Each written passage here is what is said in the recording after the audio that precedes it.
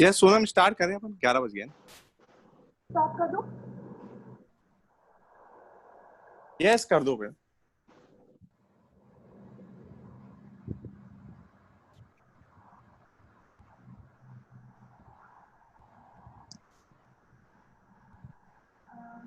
Good morning all the members.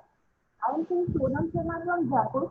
I am a practicing chartered accountant at Sharma Sonam and Associates. As you all know that Jaipur branch is organizing various programs and virtual meetings continuously to keep all the members up to date and resolve their issues. Following to the trend, today I am going to host a meeting analysis on GST on gems and jewelry and hospitality. So proceeding towards the meeting, I would like first to call upon Sri Ankit Maheshwari sir, Treasurer of Jaipur branch of ICI for their welcome meeting. Sri Ankit sir. Thank you, Sonam. I hope I am audible. Yes, Happy to see you, Moderator. Yes. A very good morning to all the members who have joined this webinar on GST analysis on gems and jewelry and hospitality. I, CA Ankit Maheshwari, Treasurer of Jaipur branch, welcome you all on the Super Sunday of Learning.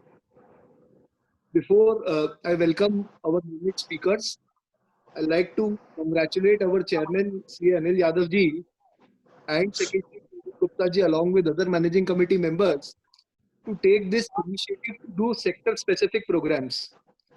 So, being in Pink City, I think the sectors identified are the most crucial and critical sectors for the growth of Jaipur, and we chartered accountants have to play a vital role in reviving these sectors in this tough time of pandemic. Unfortunately, as you all understand, that COVID-19 has impacted these sectors in a massive way. Thus, the sector needs more and more professional advice from our side. Crisis situation, I commit on behalf of our Jaipur branch that we will leave no stone unturned to raise voices of our profession and the industries who has come to stand still amid the coronavirus pandemic. A lot of issues pertaining to hospitality sector still remains to be unresolved. Like in case where I go to Mumbai, pay hotel accommodation rent, how my GST credit will be admissible, CGST credit and the SGST credit, or whether it is admissible or not. To enlighten on such kind of issues, I am looking up to our learned speakers, Chirag Jain ji and Nitin Baradia ji, who himself comes from a family business of this jewelry sector only. I also welcome R.A. Sharma sir and Chopra sir, जिनका मार्गदर्शन France को हमेशा मिलता है और इस webinar में भी मिलेगा. At the end of my welcome address, I just want to thank you for attending this webinar, and would request you to stay safe. Also, being Sunday, August 1st Sunday being Friendship Day, I wish all of you a very Friendship Day, and stay safe, stay happy, stay blessed. Thank you so much. Over to Sonam. Thank you so much, sir. Now the person I am going to call upon, although not linked to any introduction, but let me brief about him. He is Vimal Chopra, sir. He is a founder member of Chopra Vimal and Company. Sir has addressed more than 200 occasions of seminars, national conferences, and conferences. He was co-opted member for 1819 in ASSB. Presently, sir is working as the treasurer in Bhagwan Mahavir Vikram Sahayata Samiti. So, without any delay, I would like to invite Sri Vimal Chopra sir for their introduction. Vimal Chopra sir.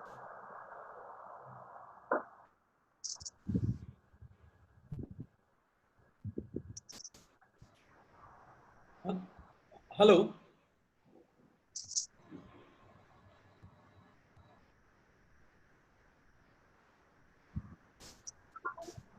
Hello, Sonam?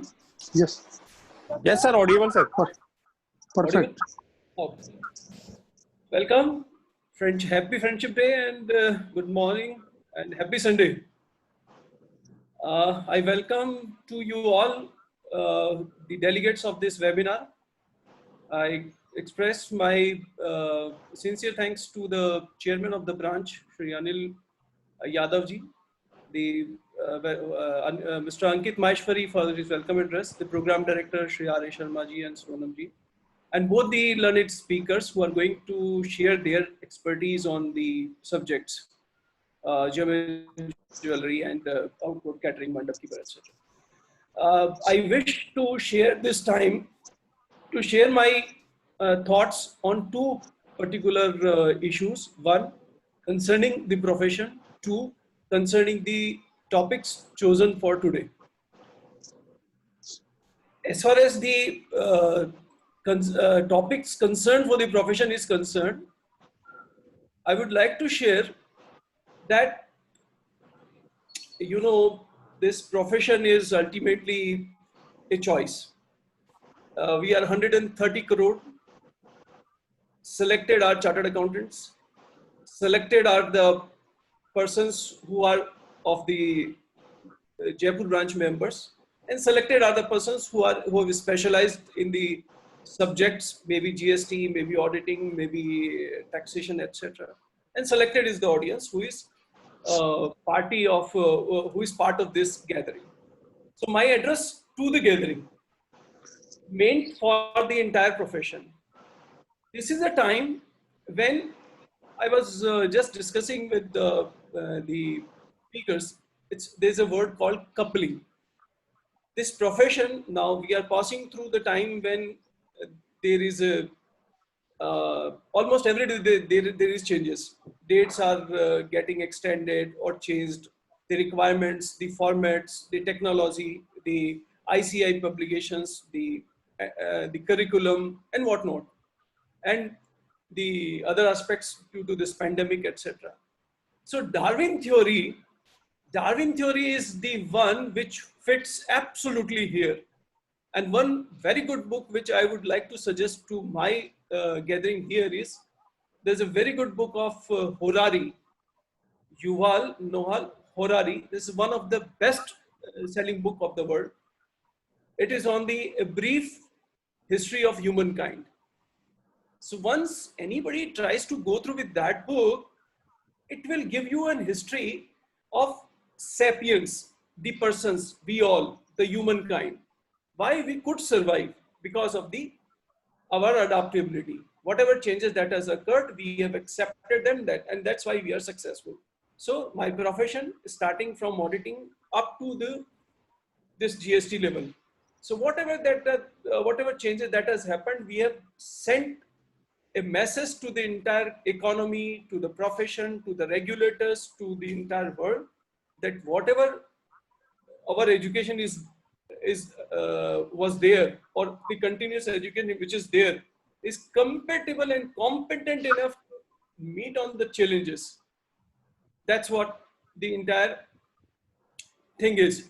So first point is coupling. Now, how we could couple, how we can make it really useful. That is, within the profession, if somebody tries to specialize in one subject, somebody in the second, somebody in the third, somebody in the fourth, somebody in the fifth, like GST, like auditing, like technology, like company law, like consultation, like conveyancing, pleadings, and all kind of things. So you are offering one solution under the one roof. Earlier, there was a problem of creating infrastructure so that you all can sit together and can sell the ideas, or can sell the opportunity, or can take benefit of the opportunities coming to nearby. Nowadays, with the advent of technology, which is fast developing, it is now this webinar itself, we all are sitting at XYZ places, but we all are connected through one common highway, which is called internet, which is called your adaptability, which is called your zeal to listen, to understand, and to spread the knowledge. So this is one part of the thing. So coupling is one part of the thing, and second is how we can combine, how we can pool our resources. So pooling of the resources or sharing of the knowledge, that is second best thing.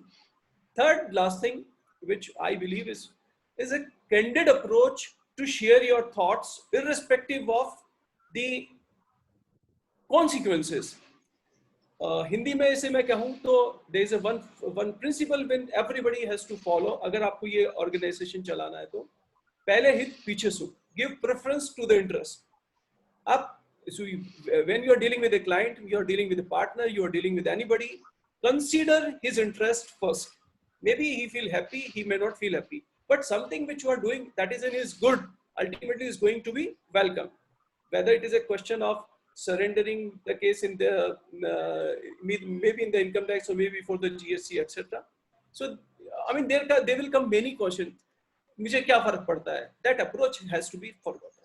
You behave like a professional. Client is not your relative. You are there who is expected to give his expert opinion. So with these three words, the coupling, the pooling of the resources, and the candid approach, this I complete my message to the profession as a whole. Now, second issue comes to the subject, gem and jewelry, etc. See, gem and jewelry is very unique to the to India. Earlier, we were restricted just that we were a manufacturing company or job worker, etc., etc. So then there are few issues which I would like speakers to take particularly care of. That is the exhibitions. Now, exhibitions. Now again, the exhibitions is just like now what we are sharing. Similar to that, there is a sharing. There is a common platforms on the internet through which the products are being shared. The exhibitions are being organized. The places are not just the Jaipur or the India or what are going to be the taxation cases in those cases. Second major issue comes that is in case of gem and jewelry is that who is the unregistered dealer portion, the job worker portion, the e-way billing. Consider so many things are not required. Many things are unique to this profession. So these are some of the issues which in the case of gem and jewelry I would like that the speakers will share with the delegates. And the last thing which regarding this outdoor catering and madda keeper, etc. Nowadays there is a increasing trend of takeaway foods. Earlier there was a concept of going and dining. Now there's a concept that I trust this restaurant, I trust this brand, that brand, so I will order and either somebody will pick it, somebody will deliver at my home, or I will go and I will pick it up so as to ensure extra safety. So those kind of the things that whether it is to be treated as a in dining or it is outdoor, what is takeaway, etc. So those kind of the things. So with this very brief introduction, I wish all the success to this webinar, and thank you once again the chairman of the Prevalence for giving me an opportunity, and Arish Sharmaji and so on. And I wish all the best for the both the speakers. Thank you. Over to Sonam. Thank you so much, Vimal sir. And now I'm going to call upon Chirag Jain, who is partner at Ashok Harkarat and Company, who will present his analysis on GST on gems and jewelry. So I would like to invite our first speaker of the session, Chirag Jain.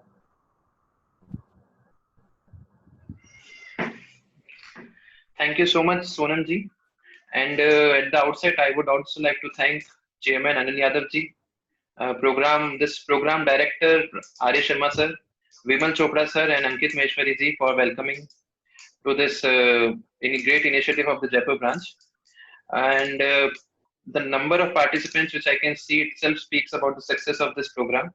And I would like to congratulate to the team for this for initiating this program. So at the outset, I would like to say, sir, I am also a student of the law. I am not an expert. So all the views which I will share are based on my interpretation of the law, and you may have your own understanding. Nobody is right or wrong in this law. It's entirely the game of interpretation of the law. So the topic allotted to me in this industry-specific analysis is gem and jewelry industry. So as far as gem and jewelry industry is concerned, this industry we all know is a major hub for Jaipur. I mean, it holds a major share in the market of Jaipur. This industry has always contributed a major proportion to the government revenue. Although the tax rates may be lowest, government is aware of the fact that the nature of this industry, nature of the product, the price sensitivity, the government has been aware about it, and also due to the fact that there were unorganized, this industry was largely unorganized in the past. So whatever tax rates government has implemented in this in GST or even in the past indirect tax regimes, or be it central excise or service tax or customs, all the tax rates were always the lowest. Government was always aware that even a slight increase in the tax rates may even lead to a uncontrolled growth of grey economy in this industry. So I'll begin by sharing my screen.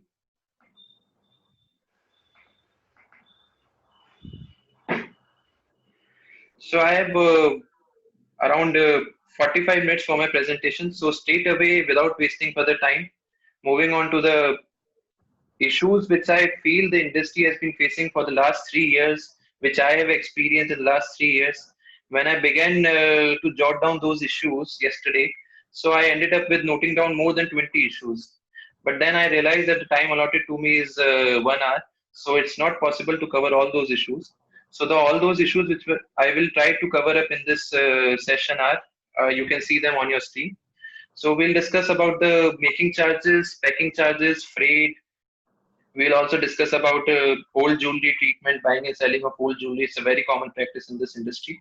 Then we'll discuss about the freebies being offered in this industry for sales promotion or to attract higher sales or customers. And as said by Vimal sir also, the exhibitions, goods are being sent for approval or participating in exhibitions. This is one of the major concern for this industry. It has been in the last 3 years. We'll also touch upon job work related issues. And if time permits, I will also like to take classification related issues. And then we'll sum up with discussing all the documentation and records required to be maintained by everyone who is registered in this industry and in GST. So before moving on to this, all these critical issues, I would just like to spend a minute in comparing the pre and post GST regime. What was the rate of taxes, what was the government understanding, and what was the basically government collection from this revenue, from this industry. So as I said, this industry, government always had in mind that this is a unorganized industry, and keeping in mind the price sensitivity of the products, the government have always kept the tax rates at the lowest. So if you can see on your screen, even customs, central excise and service tax on most of the products of this industry were not liable to any taxation in the past. Keeping aside VAT also was charged on a bare minimum 1% on some of the cases. So with the advent of GST as of now, as today, the what position right now as on date is all those items except diamonds or semi-precious stones and precious stones are liable to tax at the rate of 3%. And diamonds, precious stones and semi-precious stones are liable to tax at the rate of 0.25%. So this rate is way lower than the general rate for all the products prescribed by the government, which starts from 5%, and they have kept this GST rate for this industry to 3%, in fact. So itself suggests that the government, they were already aware of the rate of taxation in this industry. Coming to the customs, they have imposed duty on precious and semi-precious stone, import of precious and semi-precious stones of 10%. They have increased the rate of duty on import of metals like silver, gold, platinum last year only to 12.5%. And jewelry articles and articles of precious and semi-precious stones, they have been levied a duty of 20%. Just to promote Make it India initiative. So coming on to the first issue of our session, making charges and other incidental charges. So when we talk about making charges, what basically making charges are? This is nothing but the charge which a manufacturer or a seller of a jewelry charges from the customer for the skill and labor used in the manufacturing of a jewelry. So when I say this is just a charge for skill and the labor charges, what I mean to say is, are making charges itself a separate supply? When a manufacturer produces a jewelry, manufactures a jewelry, and then sells it to the customer, the nature of the industry is that considering the price sensitivity of the metal or the precious and semi-precious stones, there is always a practice in this industry that the manufacturer or the supplier needs to indicate the making charges separately to the customer so that there is a better transparency in the market. So first question which this industry has faced till now is whether the making charges which a manufacturer is collecting from the customers, what should be the tax treatment, whether it is a single supply of that supply of let's say jewelry article only, or it's a separate supply. So to determine whether making charges is a single supply or a separate supply, we first need to identify and differentiate between the term activity and a supply. See, a supply always have an activity in itself, but an activity always may not be a supply. We need to understand this thing. If we say that each and every activity is a separate supply, then it would be a blunder in our understanding, in my opinion.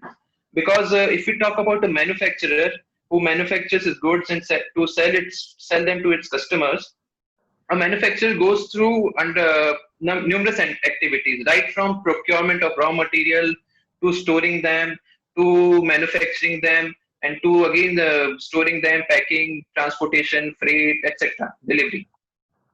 So all these activities ultimately lead to the supply of jewelry article.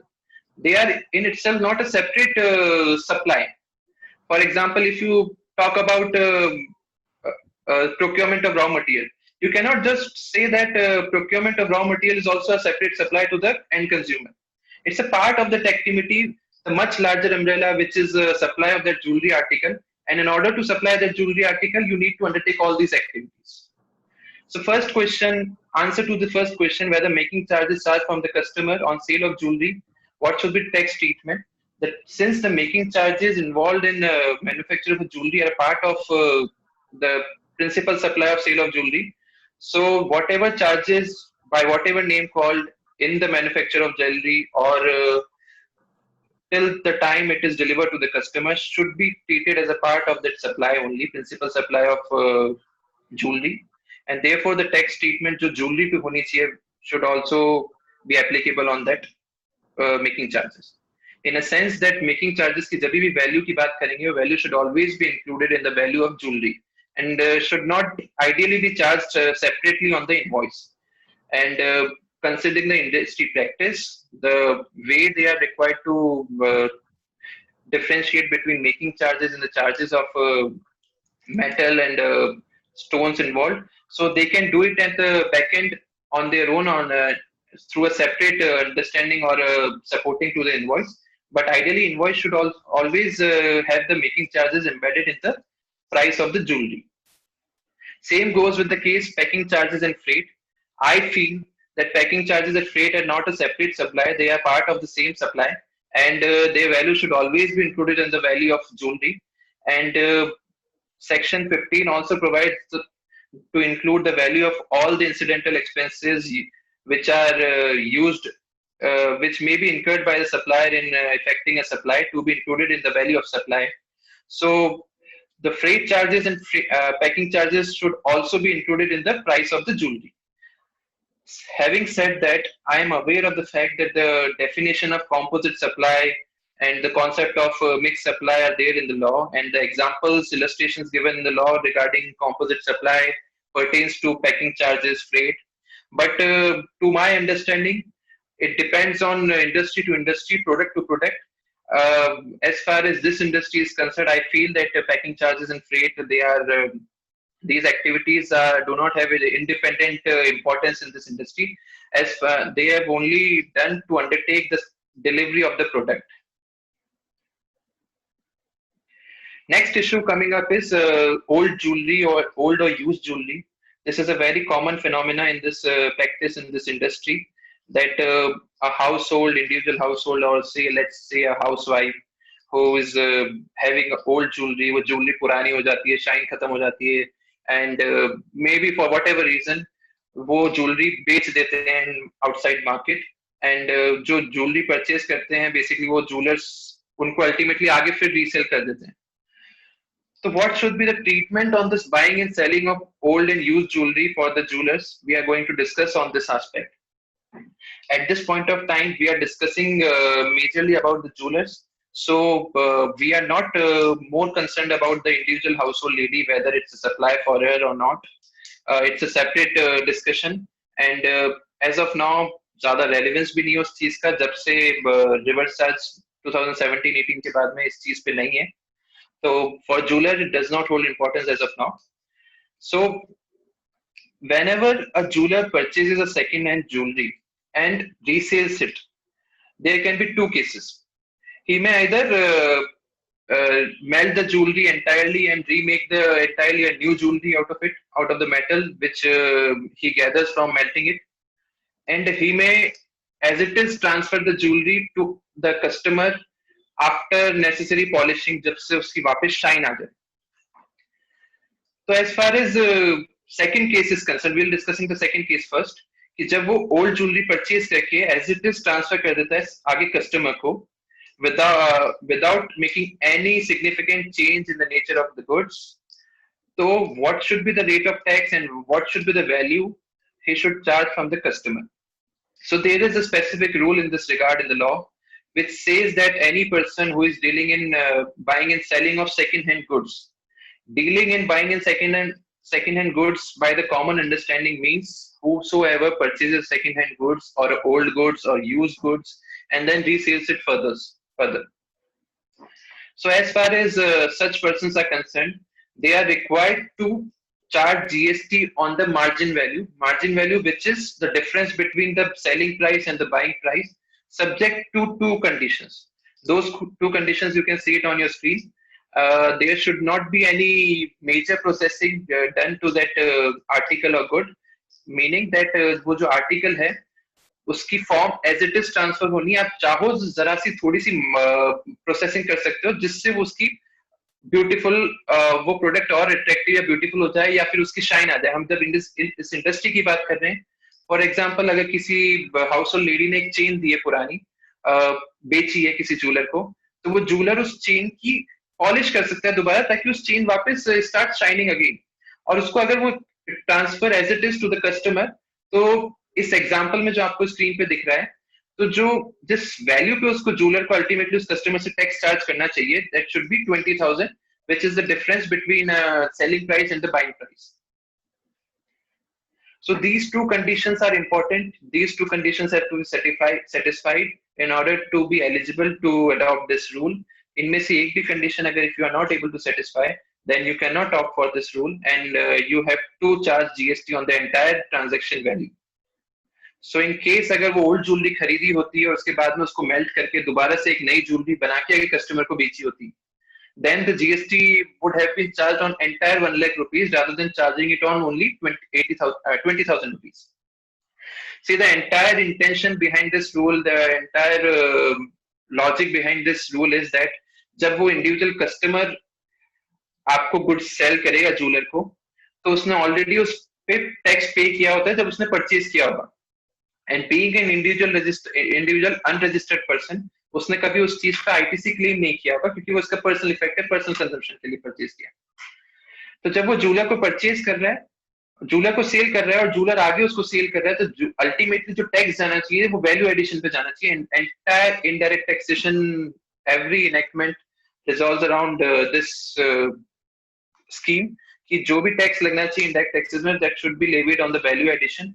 इसीलिए input tax credit की सारी story आती है इस law में, ताकि उसका जो पहले टैक्स पे किया हुआ होता है उसका बेनिफिट उसको प्रोवाइड किया जाए। सेकंड मेजर कंडीशन इज, जो भी ज्वेलर जो ज्वेलरी परचेज करेगा, इस केस में तो वो अनरजिस्टर्ड पर्सन से परचेज कर रहा है। अगर in case this seller would have been registered, say let's say उस लेडी ने ज्वेलरी बेची ज्वेलर 1 को और ज्वेलर 1 ने आगे वापस रीसेल करी ज्वेलर 2 को, आई थिंक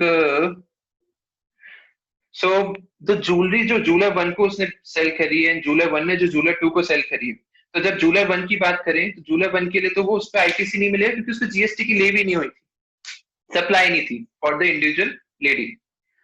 जब ज्वेलर 1 ने ज्वेलर 2 को सेल करी आगे, तो वो jeweller 2 as it is, jeweller 1 as it is sell कर रहा है, और क्योंकि उस पर जीएसटी नहीं लगा है तो उसने इनपुट टैक्स रेट भी नहीं लिया, तो उसकी वजह से उसने आगे 20,000 पे टैक्स चार्ज किया।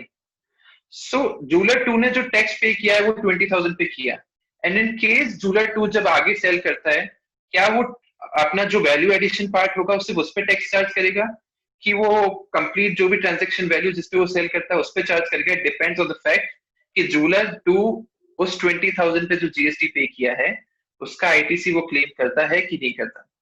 If he is not claiming ITC on that purchase, he is eligible to opt for this rule. Otherwise, he is not eligible to opt for this rule. So this is the entire background behind this rule.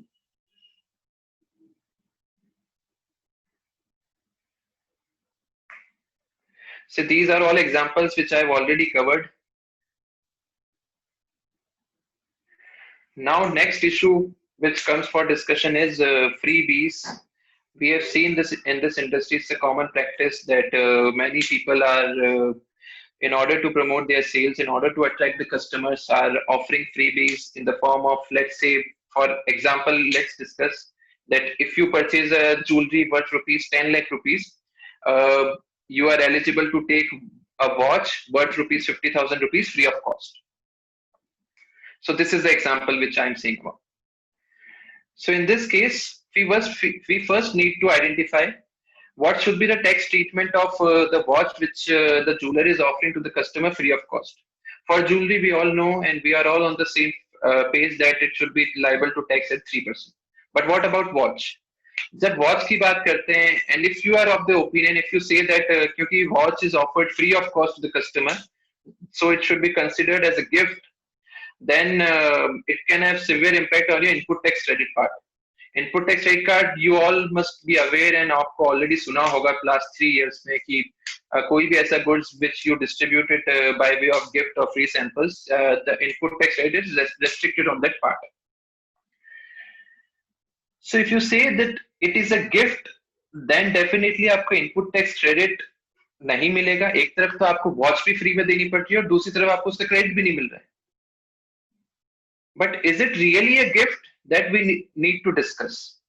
कोई भी gift, what is gift? Basically, gift has been defined in Gift Tax Act. इसके एक अलग से act है, it has been defined. That says that gift is a voluntary transfer of property.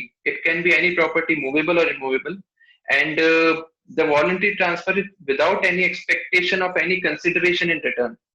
So आप कुछ भी transfer कर रहे हो, do not expect anything in return, and there should be no contractual obligation for the transfer. हमारे case में when there is scheme, जो आपकी स्कीम होती है बेसिकली कि आप if you purchase a jewelry worth rupees 10 lakh rupees and you will be getting a watch worth rupees 50,000 rupees. So this itself is a contractual obligation, the obligation that you entered with the customer. So if a customer purchased the jewelry worth rupees 10 lakh, he is entitled to get that watch, and it becomes your contractual obligation. So it cannot be termed as gift per se. So अगर वो gift नहीं है तो definitely उसका input tax credit भी allow होगा और उस पर कोई रेस्ट्रिक्शन भी नहीं होगा. नाउ अगर ये गिफ्ट नहीं है तो इसका आउटवर्ड सप्लाई पे क्या ट्रीटमेंट होना चाहिए? डेफिनेटली गिफ्ट नहीं है तो इसको जो सप्लाई कर रहे हैं, अल्टीमेटली जो वैल्यू टोटल कस्टमर से चार्ज कर रहे हैं, which you are charging is rupees 10 lakh for the jewellery as well as this free watch. So what should be the tax treatment of this 10 lakh rupees? क्या rate पे charge करना चाहिए? This we need to analyse. See, the tax rate on jewelry is 3%, we all know. Tax rate on watches are 18%. So the composite supply, mixed supply concept comes into the picture now. As I explained earlier, कि whatever activities which are required to deliver the product to the customer are should be treated as a part of that product only. So यहाँ पे दो separate supply है, दो independent supply है, यहाँ पे एक supply नहीं है. Activities, definitely there are more than one activity, but again not only that, देर जो ज्वेलरी के साथ साथ वॉच जा रही है, दो अलग अलग सेपरेट सप्लाई है सेपरेट आइटम्स की. तो उस केस में क्या टैक्स रेट होनी चाहिए? एंटायर 10 लाख पे 3% चार्ज होना चाहिए कि वो 18% चार्ज होना चाहिए? That we need to understand. So when we talk about composite supply, I am not going into the detailed discussion of the law क्योंकि this is industry specific discussion. So law पे बहुत discussion हुआ है, सब लोगों ने खूब बार already ये definition, ये सब चीजें जो screen पे दिख रही है खूब बार already पढ़ी हुई है. So I am straight away coming on two concepts. Composite supply, it requires supply of two or more taxable goods which are naturally bundled, and out of which one is a principal supply. So principal supply की जब बात करते हैं, it is also produced on your screen. It says the principal supply which holds a predominant element of a composite supply, and जो second supply हो रही है उस composite supply में, that second supply should be the ancillary to that principal supply. Now what does this ancillary mean? Basically the dictionary meaning of ancillary is to provide added support, something which allows you to enjoy better enjoyment of the principal supply. So in this case जो watch हम offer कर रहे हैं, that is not providing any support to the sale of jewelry. That is only an incentive from the supplier. Second thing we need to discuss about is natural bundle. What is natural bundle? How to identify natural bundle in this case? So identification of natural bundle depends on case to case. CPEC, this concept of similar concept to composite supply was prevailing in service tax also in the name of bundle services. So CPEC laid down some tests. These tests are not determinative, but are just suggestive or illustrative tests to identify whether two or more products which are supplied in a composite supply, they are naturally bundled or not. So the first test we need to check is what should be the perception of the customer. When we talk about the customer का क्या jewellery लेने जाता है ये perception होता है कि वो ज्वेलरी परचेज करेगा तो उसको हमेशा वॉच मिलेगी. क्या वो ज्वेलरी हमेशा से वॉच के लिए परचेज करता है? ये watch is just an outcome of that purchase जो हमारे केस में हो रहा है.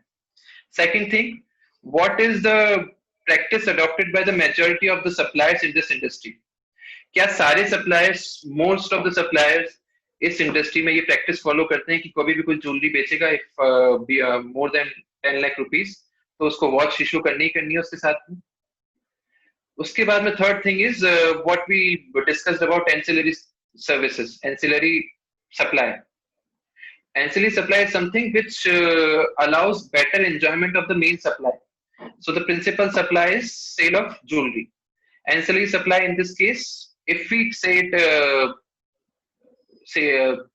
watch, तो क्या वॉच उस ज्वेलरी के बेटर एंजॉयमेंट में काम आ रही है कि नहीं आ रही?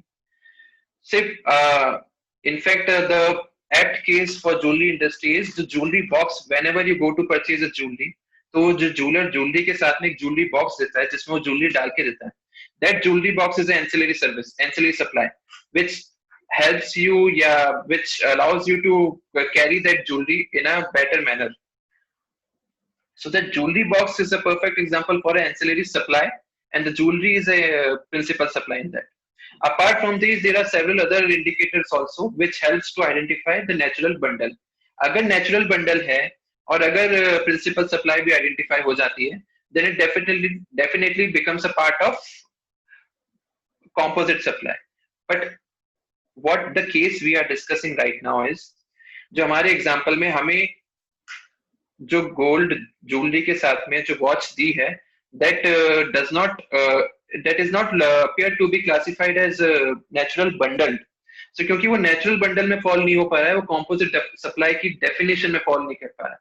So once you conclude that कि वो supply is not a composite supply, you need to check mixed supply concept. Because mix supply में सबसे पहले ये चेक करना होता है कि क्या वो कॉम्पोजिट है कि नहीं है। अगर कॉम्पोजिट है तो डायरेक्टली वो कॉम्पोजिट में चल जाती है। कोई भी सप्लाई जो कॉम्पोजिट सप्लाई में क्लासिफाई नहीं होती है, फिर मिक्स सप्लाई की क्लासिफिकेशन देखना होता है, चेक करना होता है। सो जो मिक्स सप्लाई का जो डेफिनेशन आपकी स्क्रीन पे आपको दिख रही है, इट अपियर्स कि ये जो ज्वेलरी के साथ साथ जो वॉच डी है, it is falling under the concept of mix supply. And we all know mix supply का क्या टैक्स इम्प्लीकेशन होता है। The tax liability on mix supply is basically determined, जो भी दो प्रोडक्ट्स उस सप्लाई में जा रहे हैं, उस प्रोडक्ट में से विच एवर प्रोडक्ट की हाईएस्ट टैक्स रेट होती है, वो टैक्स रेट पूरी वैल्यू पे लगा दी जाती है। सो इन दिस केस जो ज्वेलरी का टैक्स रेट है 3% एंड वॉच का टैक्स रेट है 18%। तो क्योंकि वॉच का टैक्स रेट इज 18%, तो एंटायर 10 लाख पे अल्टीमेटली जो चार्ज होगा वो पूरी 18%। So this is one of the most crucial aspect we need to keep in mind when we are dealing in freebies in this industry. It's a common practice.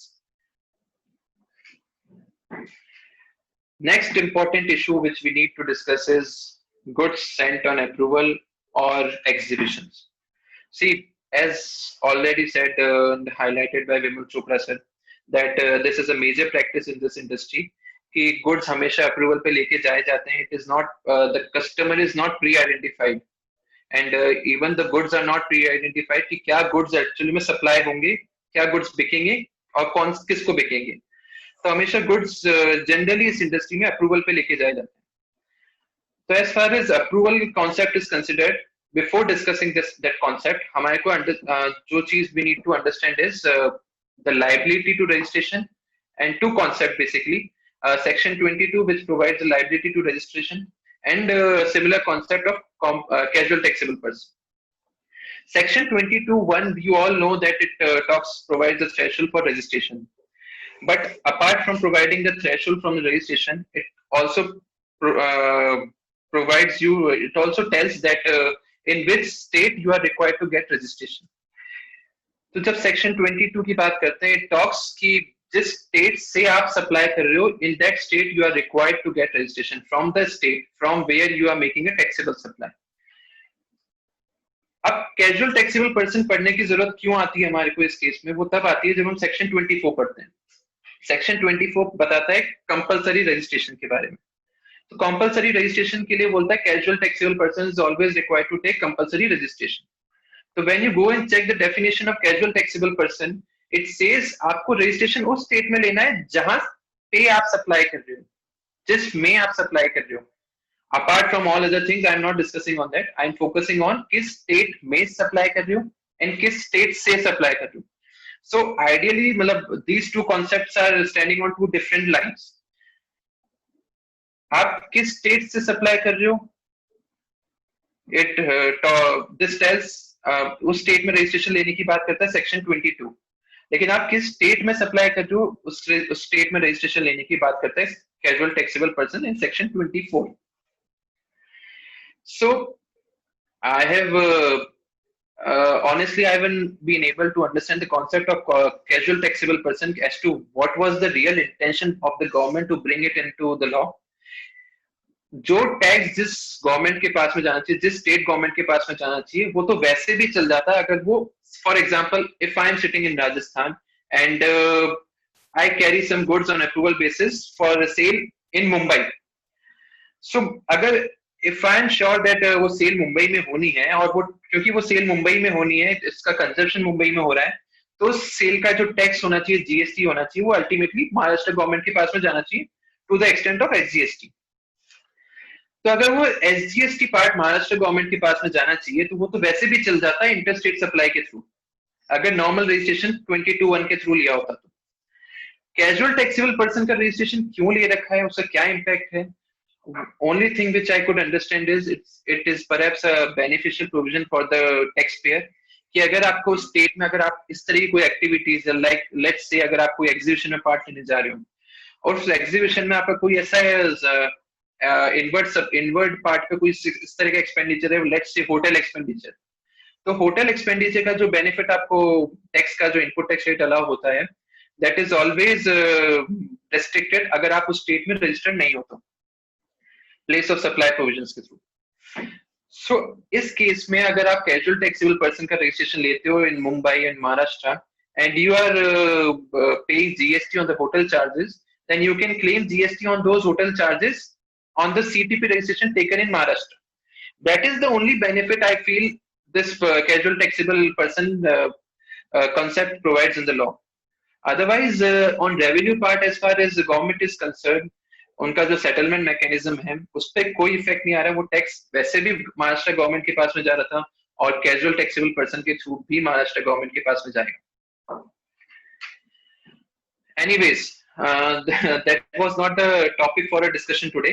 So as far as the casual taxable person is concerned, जिस भी state में आप जाके supply कर रहे हो उस state में आपको रजिस्ट्रेशन लेने की रिक्वायरमेंट है, लॉ ये कहता है. एंड उस रजिस्ट्रेशन लेने के लिए आपको जो रजिस्ट्रेशन कराना होता है उसमें आप टैक्स लायबिलिटी एडवांस में डिपॉजिट करानी पड़ती है ऑन एस्टिमेशन बेसिस. तो जब कोई ज्वेलर अपने गुड्स लेके अगर महाराष्ट्र जा रहा है, लेट्स से मुंबई, और वहां पे वो बायर से मिलता है, कस्टमर से मिलता है, या लेट्स से एग्जीबिशन होती है, वहां पे एग्जीबिशंस में खूब सारे कस्टमर्स को अपना प्रोडक्ट डिस्प्ले करता है. सो व्हाट एवर जो भी प्रोडक्ट बिकता है वो अल्टीमेटली सप्लाई कहाँ हो रही है, महाराष्ट्र में हो रही है. तो उस looking at the philosophy behind casual taxable person, उसको सीटीपी का रजिस्ट्रेशन लेने की रिक्वायरमेंट होती है. But considering the fact that क्योंकि इसका मैकेनिज्म इस तरीके से कि टैक्स लायबिलिटी एडवांस में डिपॉजिट करानी पड़ती है और कितना गुड बिकेगा, किसको बिकेगा, ये पहले से आइडेंटिफाइड नहीं होता है. तो इन एब्सेंस ऑफ दैट वो अपनी एस्टिमेटेड टैक्स लायबिलिटी डिटरमाइन नहीं कर पाता है. एंड बिकॉज वो एस्टिमेटेड टैक्स लायबिलिटी डिटरमाइन नहीं कर पाता है तो वो रजिस्ट्रेशन के लिए अप्लाई करने में उसको डिफिकल्टीज होती है. तो ये मैटर जब ट्रेड इंडस्ट्री के थ्रू जब गवर्नमेंट के पास में पहुंचा, they understood the matter and they gave a clarification. In fact, the clarification was keeping in view the solely for the jewelry industry, for the jewelers only.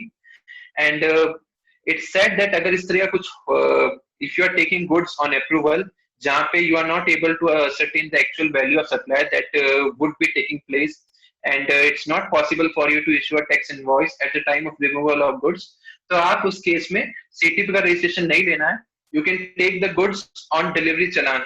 And जब भी आपकी supply वहां पे कंप्लीट होगी, जब भी आपका ट्रांजेक्शन एग्जीक्यूट होगा, वहां पे आप अपना बिल बुक कैरी करिए एंड उस बिल बुक में से आप वही का वही इंटर स्टेट सप्लाई का एक इनवॉइस बना के उसको दे दीजिए साथ के साथ.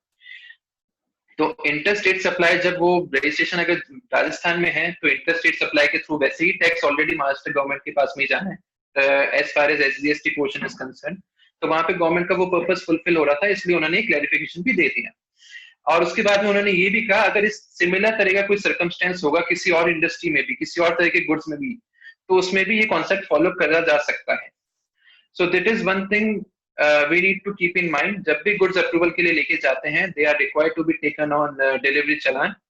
एंड हमेशा गुड्स अप्रूवल के लिए जाते हैं उसके अपने प्रोविजन है लॉ में कि उसको विद इन 6 months या तो वो रिटर्न हो जानी चाहिए या सेल हो जाने चाहिए, अदरवाइज उसका टैक्स इनवॉइस बनना ड्यू हो जाता है. वो सब अलग थिंग है, वो चीजें we are not discussing it right now. Next concept which I feel should be discussed is exhibition. So when we talk about exhibitions, this industry में exhibition is a very common practice. साल में 5 बार India में exhibitions होती है, 5 बार outside India होती है. I am talking about the prominent exhibition. Otherwise खूब सारी exhibition all over the world होती रहती है इस इंडस्ट्री में. So इस इंडस्ट्री में अपना प्रोडक्ट डिस्प्ले करना होता है ज्वेलर्स को, और डिस्प्ले करने के लिए प्रोडक्ट वहां पे लेके जाना पड़ता है उस एग्जीबिशन जहाँ पे वो एग्जीबिशन कंडक्ट हो रही है. तो as far as we talk about India, वहां पे कोई इशू नहीं है. जो हमने अभी डिस्कस किया, goods being taken on approval basis, तो आपको गुड्स ले जा सकते हैं जिस भी जगह, जिस भी स्टेट में वो एग्जीबिशन हो रही है, आप उसके थ्रू वो गुड्स ले जा सकते हैं. आपको CTP का रजिस्ट्रेशन लेने की नीड नहीं है जब भी एग्जीबिशन हो रही है कंडक्ट. और आप अगर वो गुड्स लेके जाते हैं, जो भी वहां पे अल्टीमेटली ट्रांजेक्शन एग्जीक्यूट हो रहा है, जो भी सप्लाई हो रही है, उसके बेसिस पे आप अपनी बिल बुक कैरी करिए, वहां पे इनवॉइस बना दीजिए. As far as international exhibitions are concerned, मतलब there is a huge story behind it. जो इंटरनेशनल एग्जीबिशन पे गुड्स जा रहे हैं, उनका क्या ट्रीटमेंट हो रहा है लास्ट 3 years, एंड वो जब वापस रिटर्न हो रहे हैं तो उनका क्या ट्रीटमेंट हो रहा है. And I would like to spend few minutes on this. तो जब भी कोई प्रोडक्ट इंटरनेशनल एग्जीबिशन के लिए आउटसाइड इंडिया जा रहा है, वो in the last 3 years there was a practice कि उसको जीरो रेटेड सप्लाई कंसिडर किया जाता था। बाय लीगली वो भले ही सप्लाई ना होता हो, लेकिन the way the custom authorities operate and their modus operandi is they did not allow taking any product outside India on a consignment basis in the GST regime. So उसका एक proper tax invoice बनता था, और या तो वो with payment export होता था या विदाउट पेमेंट एक्सपोर्ट होता था LUT में। विद पेमेंट एक्सपोर्ट होता था, उसका रिफंड भी ऑटोमेटिकली प्रोसेस हो जाता था और टैक्स पेयर के अकाउंट में आ जाता था। तो जो ये प्रैक्टिस थी, after taking goods out of India, जब वो एग्जीबिशन हुई, अल्टीमेटली एग्जीबिशन के बाद में वॉट एवर रिमेनिंग गुड्स, कोई भी गुड्स वहां पे सेल हुआ कि नहीं हुआ, जो भी goods what goods are coming back to India, उस पे there was a custom notification number 45. It was issued on 30th July 2017 only, but वो नोटिफिकेशन के थ्रू उस गुड्स पे कस्टम रीइंपोर्ट के टाइम पे ड्यूटी और IGST चार्ज करना बनता था। ऐसी अंडरस्टैंडिंग थी उस नोटिफिकेशन के थ्रू। अभी हम वो नोटिफिकेशन क्या कहता है, will discuss it that also. But जब वो गुड्स री-इंपोर्ट हो रहे हैं, तो what was happening was in the initial stage of GST during 17-18 was nobody understood that notification, neither the custom house agent or neither the custom authorities, कोई भी उस notification को समझा नहीं, और उन्होंने starting in the initial phase they were allowing the jeweler or the importer to re-import the goods without any payment of duty and taxes. So custom ने भी इस चीज पे कभी ऑब्जेक्ट नहीं किया। कस्टम जो कि ऐसा मतलब basically it never allows you to remove any goods from the warehouse or from the custom area without complete payment of the duty. वो इस चीज को अलाउ कर रहा था, वो नोटिफिकेशन के बारे में नहीं समझ रहा था। So suddenly in June 2018, custom authorities began collecting IGST on whatever re-import jeweler was making. जो भी गुड्स बचता था, जो भी गुड्स आ रहा था, उसके ऊपर री-इंपोर्ट के टाइम पे IGST कलेक्ट करना स्टार्ट कर दिया था कस्टम्स ने। उसके बाद में जब ये IGST कलेक्ट करना स्टार्ट किया, तो उन्होंने basically let look at the notification first. This is the notification which I am talking about, notification number 45. So when you see this notification, the way it has been drafted, it's quite tricky. In a sense, जो भी आप column 3 में जो amount देख रहे हैं, उसके ऊपर कोई भी अमाउंट होगा तो उस पे एग्जेम्पशन दे रखा है इस नोटिफिकेशन में। तो हम जब बात करते हैं goods being taken on payment of IGST, let's for discussion point of view, let's assume कि वो आउटवर्ड सप्लाई है, जीरो रेटेड सप्लाई है, और उस पे with payment of IGST goods लेके जा रहे हैं।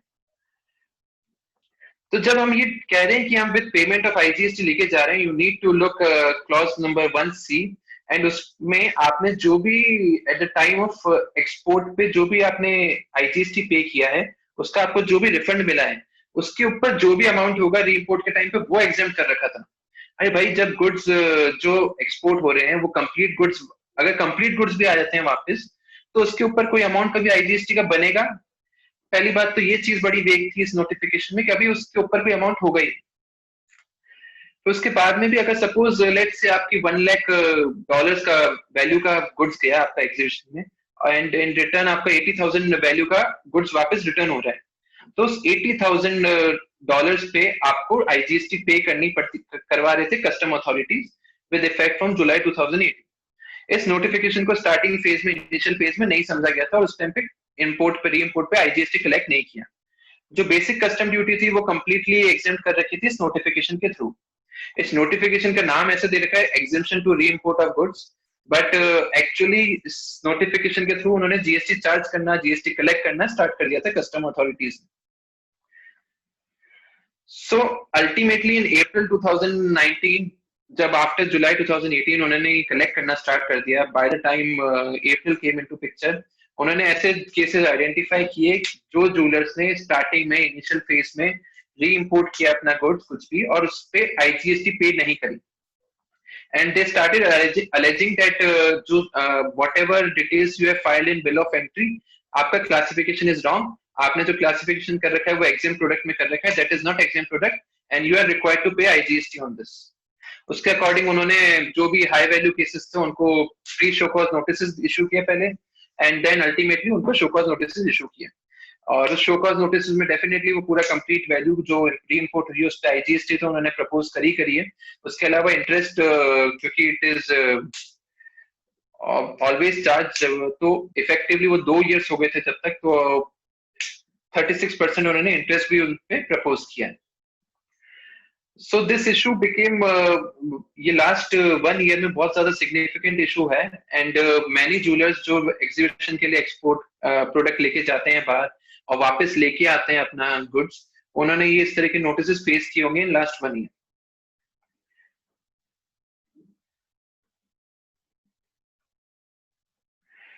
तो जब वो नोटिस आए तो इस इंडस्ट्री में basically there was so much of chaos that government had to intervene in this matter, and ultimately July 2019 में, अप्रैल में नोटिस इशू किया और जुलाई में वो नोटिस क्लैरिफिकेशन लेके आए जीएसटी विंग कि जब भी आपके गुड्स आउटसाइड इंडिया जा रहे हैं, सिंस उसमें उस केस में कोई कंसिडरेशन इन्वॉल्व नहीं है, तो अगर कंसिडरेशन इन्वॉल्व नहीं है that is not a supply, और if it is not a supply it can not be treated as zero rate supply. तो अगर जीरो रेटेड सप्लाई नहीं है then you are not required to pay any tax और send it like an export of or like it treated like a supply of zero rated supply. तो जब आपको they clarified it कि you need not to classify it as a zero rated supply anymore, and अब जब भी आपको you are taking goods outside India for any exhibition you can take it on consignment basis, and वो movement आपको basically delivery चालान के through कराना है। So this was a very much welcome clarification from the government. Entire industry was waiting for this.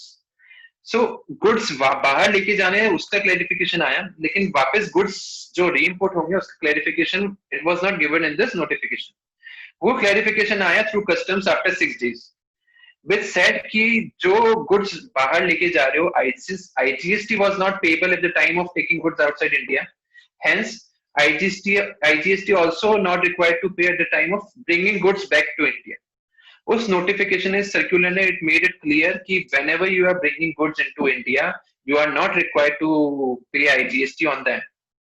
Basically आपका वो notification number 45 में residuary clause जो exempt residuary clause जो exemption provide करता है उसमें fall करेगा। And उस circular में एक चीज और लिखी थी that circular will be applicable to all pending matters for all the similarly placed exporters and importers.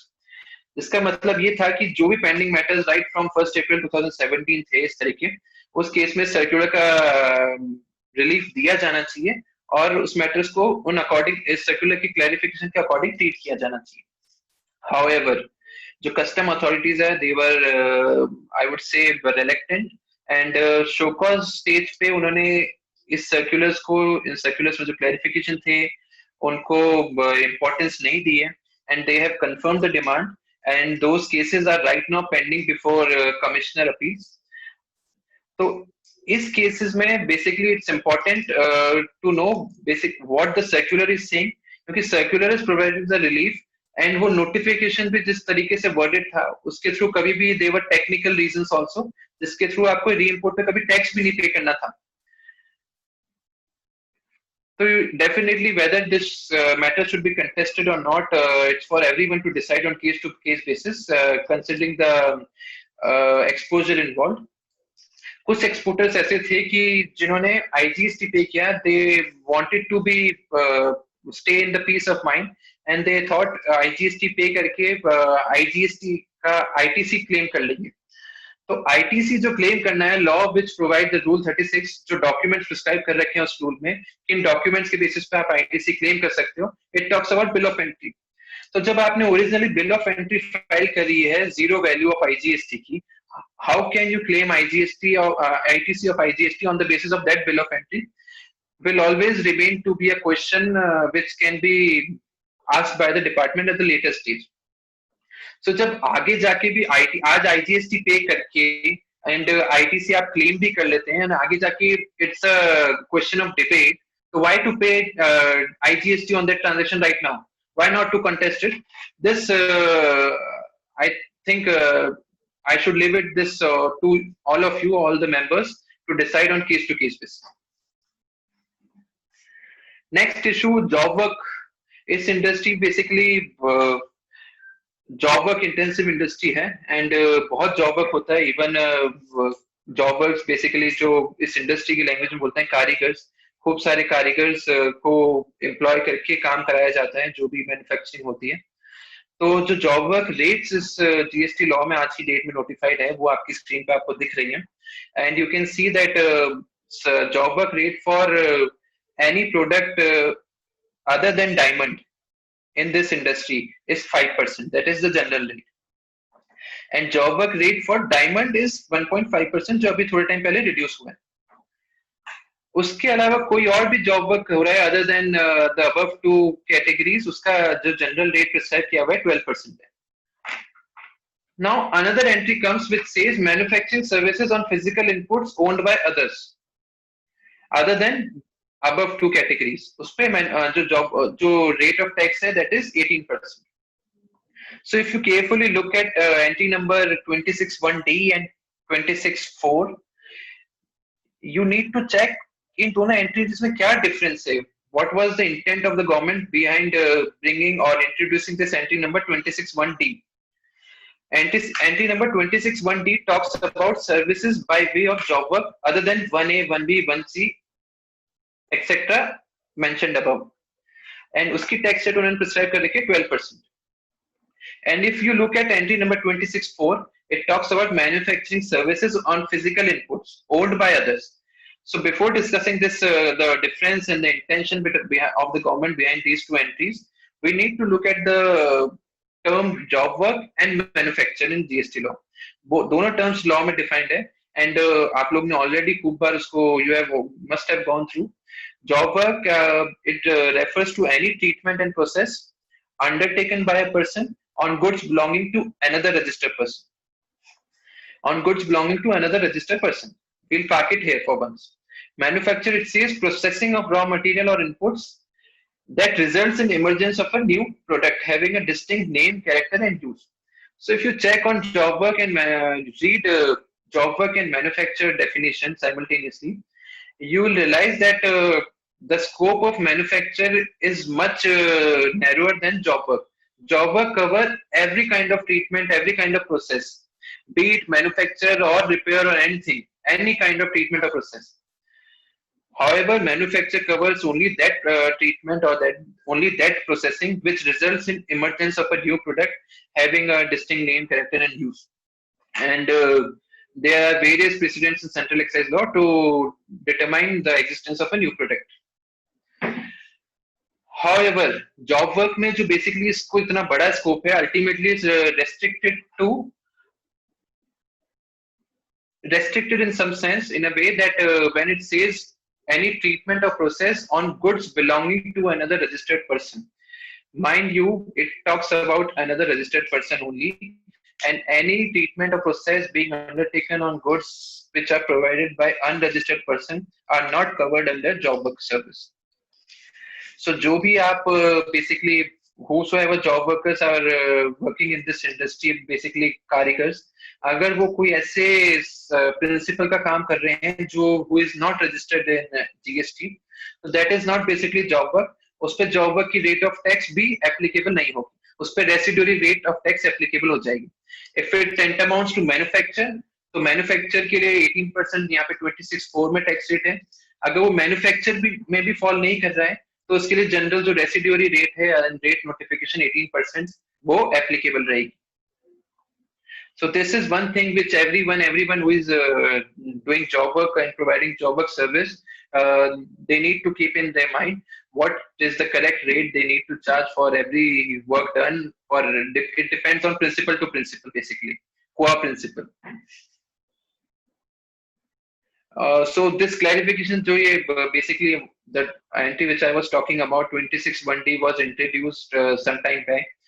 There was a lot of doubts regarding the difference between entry number 26(1)(d) and 26(4). So ultimately government also came out with this clarification कि job work was only restricted to registered person and any treatment or process done for unregistered person is not a job work. And उसके लिए अगर if it tantamounts to manufactured, it should fall in entry number 26(4). उसके लिए rate of tax is 18%. So keeping all the discussion we had till now regarding job work in mind, This is a practical example which we all must have seen, or all the players in this industry must have seen. That if I'm discussing the example, a customer who is unregistered buys 20 grams gold and gives it to a jeweler to make a bangle. The jeweler charges 20,000 rupees from the customer as making charges and further pays rupees 5,000 to the karigar who makes the bangle. So in this transaction, we need to identify the tax treatment on two transactions. One which is between jeweler and the customer, the 20,000 rupees which the jeweler is charging from the customer for making the jewelry on the basis of metal or gold provided by the customer. And second limb is from the karigar to the jeweler. What should be the tax treatment of rupees 5,000 charged by the karigar from the jeweler. So in this case, let's talk about from the second limb first. The story between karigar and jeweler. Since the jeweler has provided the goods, provided the gold to the karigar to make the bangle, and since the jeweler is registered in the GST, so the rate of tax which the karigar should charge from the, if karigar is registered, should charge from the jeweler is 5%.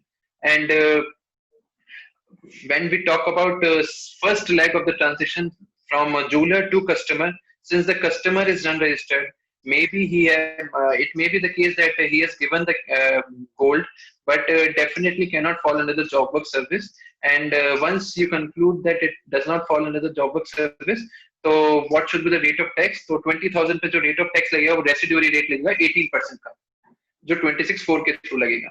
So this is one important thing which everyone should keep in mind. Everyone who is advising the job workers in this industry, or every player, everyone in this industry who is providing job work service. So this is another example. A customer brings an old gold chain of 15 grams. And this is normal practice, and gives it to a jeweler to get it repolished. Chain जो होती है, by the passage of time उसका shine and everything gets कम हो जाती है, shine वगैरह सब कुछ. तो जो jeweler को वापस repolish के लिए दी जाती है, and jeweler उस repolish के लिए उससे charge करता है again 10,000 rupees, और वो जो कारीगर को आगे repolish के लिए देता है, कारीगर charge करता है 5,000 rupees. So what should be the rate of tax on 5,000 rupees जो कारीगर charge कर रहा है jeweler से same? क्योंकि ये जॉब वर्क में क्लासिफाई करेगा तो इसका तो 5% ही रहेगा. Job work is self a very wide term, any treatment of process, तो कोई भी रिपेयर मेंटेनेंस कुछ भी तरीका कुछ काम भी हुआ है तो it again falls under job work service. But when we talk about jeweller perspective, तो जूलर ने जो काम करके दिया है basically it's not a manufacture, does not result in emergence of a new product. So जो रेसिडुअरी रेट थी job work वाली अंडर 9988 इन रेट नोटिफिकेशन वो अप्लाई नहीं होगी. बट इवेंचुअली जो रेसिडुअरी रेट है या फिर जो रिपेयर एंड मेंटेनेंस की 9987 HSL में जो रेट है वो एप्लीकेबल होगी, and that two is 18%. So tax implication is neutral in this case also, but correct classification is different. Now we talk about additional goods used in job work. So this concept basically deals with जो job worker के पास में तो suppose it's a concept कि आपका principal it provides you the goods to undertake the treatment and process. So जो आपको goods वापस manufacture करके देने या processing करके देने या treatment जो भी करके देना है, उस treatment में या उस process में अगर job worker को अपना कोई additional goods use करना पड़ता है, so whether he is allowed to use that additional input or not, या फिर उसको सिर्फ और सिर्फ प्रिंसिपल जो इनपुट्स प्रोवाइड करेगा उस पे ही काम करना होता है. It deals about that. So again we'll look at this from the example. A customer gives an order for ornament of 20 grams and has provided old metal having weight of 15 grams. उसने 15 ग्राम का एक old metal दिया, उसको बोला कि 20 grams की एक chain बना के दो या फिर एक बैंगल बना के दो. Now the additional 5 grams to job worker को basically उसमें metal लगाना पड़ेगा.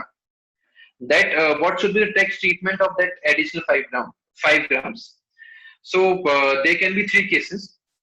क्या वो 5 grams जो job worker उसको customer को काम करके दे रहा है, that is a separate supply of 5 gram of metal. Second case, क्या वो job worker जो 5 grams additionally supply कर रहा है, that is a part of the composite supply of 20 grams of ornament to the customer. या third case कि वो जो जॉब वर्कर जो 5 ग्राम सप्लाई कर रहा है दैट इज हिज कॉस्ट और वो जो अल्टीमेटली जॉब चार्जेस लेगा that should include the cost of this 5 grams treating it as a single supply. So ideally if you see box B and box C इन दोनों में ज्यादा difference नहीं होगा in terms of tax implication. Either if you classify it as a composite supply or even a single supply, tax ये revenue neutral रहेगा कि both cases ultimately tax liability आपको 5% ही pay करनी पड़ेगी उस additional 5 grams पे. So for discussing whether it is a separate supply, independent supply जिसपे 3% tax charge होना चाहिए या उस 5 grams पे भी 5% tax charge होना चाहिए, we need to discuss what was the position in pre-GST regime and post-GST regime. In post-GST regime, we have already discussed that the treatment of process is required to be undertaken on the goods belonging to another registered person. When we talk about central excise regime, central excise law, central excise law में जो job worker defined था वो भी similar terms पे defined था. इसमें भी principal he used to provide the inputs on which the manufacturing was required to take place. यहाँ पे थोड़ा सा उसका scope थोड़ा narrow था. यहाँ पे सिर्फ manufacturing term क्योंकि central excise was all concerned about manufacturing, so यहाँ पे उसका स्कोप सिर्फ मैन्युफैक्चरिंग तक ही लिमिटेड था जॉब वर्कर का एंड सेंट्रल एक्साइज. तो जो हमने अभी देखा जीएसटी में एंड सेंट्रल एक्साइज, यहाँ पे सिर्फ ये लिखा है कि it should work on the goods belonging to another person, be it registered और not, we are not discussing about it right now, but the treatment of process should be done on the goods belonging to another person. Nowhere in these both laws ऐसा कहीं भी नहीं लिखा है कि जो treatment वो करेगा उसमें से कुछ मेजरली तो वो जो गुड्स उसको प्रिंसिपल दे रहा है उस पर तो करना ही करना है ट्रीटमेंट, लेकिन इन दैट प्रोसेस वो अपना कुछ और गुड, कुछ स्मॉल वैल्यू का, मार्जिनल वैल्यू का गुड अपना खुद का नहीं यूज कर सकता, ऐसा कहीं पे भी इसमें नहीं लिखा. तो इसमें जब पास्ट सेंट्रल एक्साइज रिजीम में जब झगड़ा हुआ so there were two cases. In fact, there was a landmark the case of Prestige Engineering, where the Supreme Court went on to say that any addition or application of minor items by a job work would not detract it from being a job work. और even उससे पहले Madura courts का भी एक Calcutta high court का judgement था, उन्होंने भी सिमिलर लाइंस पे उसको ऑर्डर पास किया था. तो सेंट्रल एक्साइज लॉ में एक अंडरस्टैंडिंग थी on the basis of these landmark decisions and rulings कि अगर जॉब वर्क भले ही वो किसी और के कुछ पे काम कर रहा है, लेकिन उस प्रोसेस में अगर वो कोई माइनर प्रोडक्ट खुद का भी अगर उसमें यूज कर लेता है या ऐड कर देता है, still it would not get out of the ambit of job worker, वो स्टिल जॉब वर्क एक्टिविटी ही कहलाई जाएगी. And even in GST also जब ये सब इश्यूज चल रहे थे तो क्लैरिफिकेशन आया इन मार्च 2018 from the government. It said कि it is clarified that job worker in addition to the goods received from the principal can use his own goods for providing the services of job work. इस clarification में clearly उन्होंने लिख दिया कि जो goods principal provide कर रहा है उसके अलावा, माइंड यू, उसके अलावा he can use his own goods also for providing the job work. So all these things are past jurisprudence and the clarification in GST. This definitely leads to an understanding कि जो वो additional 5 grams metal use किया है, maybe यहाँ पे थोड़ा सा in considering the nature of the industry वो उसका 5 grams का amount थोड़ा significant होता हो, लेकिन the way in which the clarification has been drafted, clarification में ये नहीं लिखा कि उसको सिर्फ minor element ही खुद का use करना है, या उसमें कोई भी proportion या ratio की बात नहीं कर रखी है. उसमें ये लिखा हुआ है सिर्फ और सिर्फ कि in addition to the goods received from the principal can use his own goods for providing the services of job work. So this clearly means अगर वो 5 grams के अगर वो 10 grams पे खुद का good use कर रहा है तो definitely it's a part of the same supply of job work service. And अगर वो हम ये चीज से कंक्लूड करते हैं तो डेफिनेटली वो 5 grams जो गोल्ड सप्लाई कर रहा है एडिशनल कस्टमर को उस पर भी 5% टैक्स रेट चार्ज होना चाहिए, ना कि 3%. This is the understanding on the basis of the past jurisprudence and the clarification issued in GST.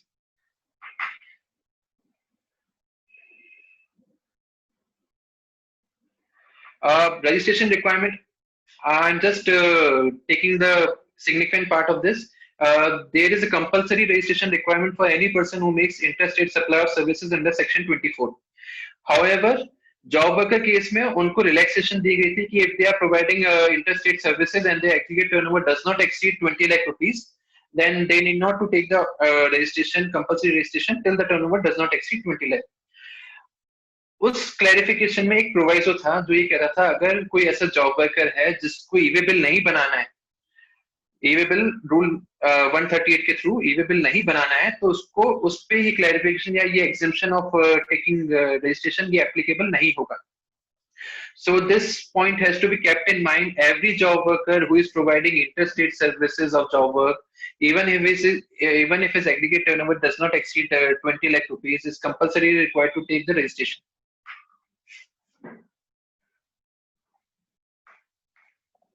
So I am skipping other issues since we are running out of time. Classification related issue, I would just like to spend 2 minutes on this and like to discuss the importance of classification.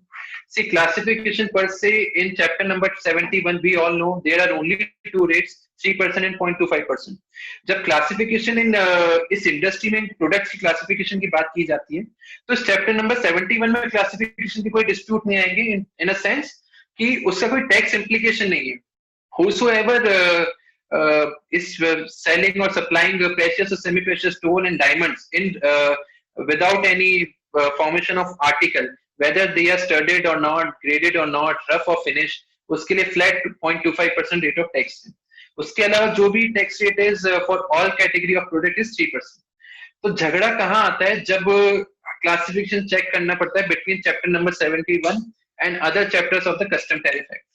So this is an very live case of watches. जो watches basically जो sell करते हैं, and watches if they have any element of metal or gold or silver in them. क्योंकि watches का जो हमने rate अभी पहले discuss किया that is 18%, and any jewelry article or article of metal, any gold article, silver article, jewelry article, उन पे जो rate of tax is 3%. So the jewelry which are made up of metals, भले ही उसमें the watches which are made up of metal, तो उसका क्या rate of tax होना चाहिए? It should be 3% or 18%. I'll straight away come to the crux part of this discussion, not going into the detail of part of this since we are running out of the time. So basically, जो पुरानी VAT regime में जो understanding थी कि and even Supreme Court का judgment भी है, High Court का judgment भी है कि अगर आप कोई ऐसी वॉच सेल कर रहे हो जिसमें even 90 to 95% of the component of the value of watch is pertains to that gold or silver metal, तो still in that case उस वॉच को आपको ज्वेलरी गोल्ड ज्वेलरी में ही क्लासिफाई करना पड़ेगा, और गोल्ड ज्वेलरी की जो वैट में रेट होती थी वो 1% होती थी, और उसके अकॉर्डिंग उस पूरी वॉच पे 1% रेट ऑफ टैक्स चार्ज किया जाता था. ये जजमेंट Titan Industries से केस में आया हुआ है VAT regime में. It is a very well known judgment in VAT regime, those who were practicing in VAT.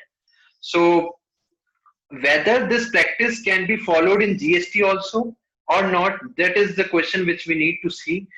Just because VAT regime में अगर courts ने ये कह रखा है कि अगर आपको इस तरह की watch sell कर रहे हो and you can classify it under articles of jewelry under relevant entry number, and accordingly आप जो भी उस article of jewelry की rate of tax होगी वो charge कर सकते हो. Does this mean कि आप GST में भी as of now उसको उस classification में fall करा सकते हो कि नहीं?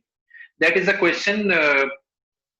So basically GST में जो classification का system है, it follows Custom Tariff Act, and Custom Tariff के अपने आप में it has its own rules of interpretation. और उसका first rule ये बात करता है जब भी आपको कोई classification check करना है GST, you need to refer all the chapter notes of a particular chapter before reading the chapter. तो जब हम chapter 71 की बात करते हैं उसमें जो chapter notes हैं, it specifically says, आपको आपकी स्क्रीन पर दिख रहा होगा, that articles of chapter 90, 91, 92 watches fall under chapter number 91. They do not fall this chapter number 71 do not cover this article. And जब आप उसके बाद में chapter 91 देखेंगे उसमें specifically ये भी कहा हुआ है कोई भी ऐसी वॉच जिसमें मेटल से बनी हुई हो या कोई मेटल क्लैडिंग हो रखी हो, वो वॉचेस इस चैप्टर नंबर 91 में फॉल करेगी. तो because the concept of classification in VAT and GST are entirely different. GST में जो क्लासिफिकेशन होना है वो चैप्टर नोट्स को उनकी इंपॉर्टेंस देनी पड़ेगी, उनको केयरफुली रीड करना पड़ेगा.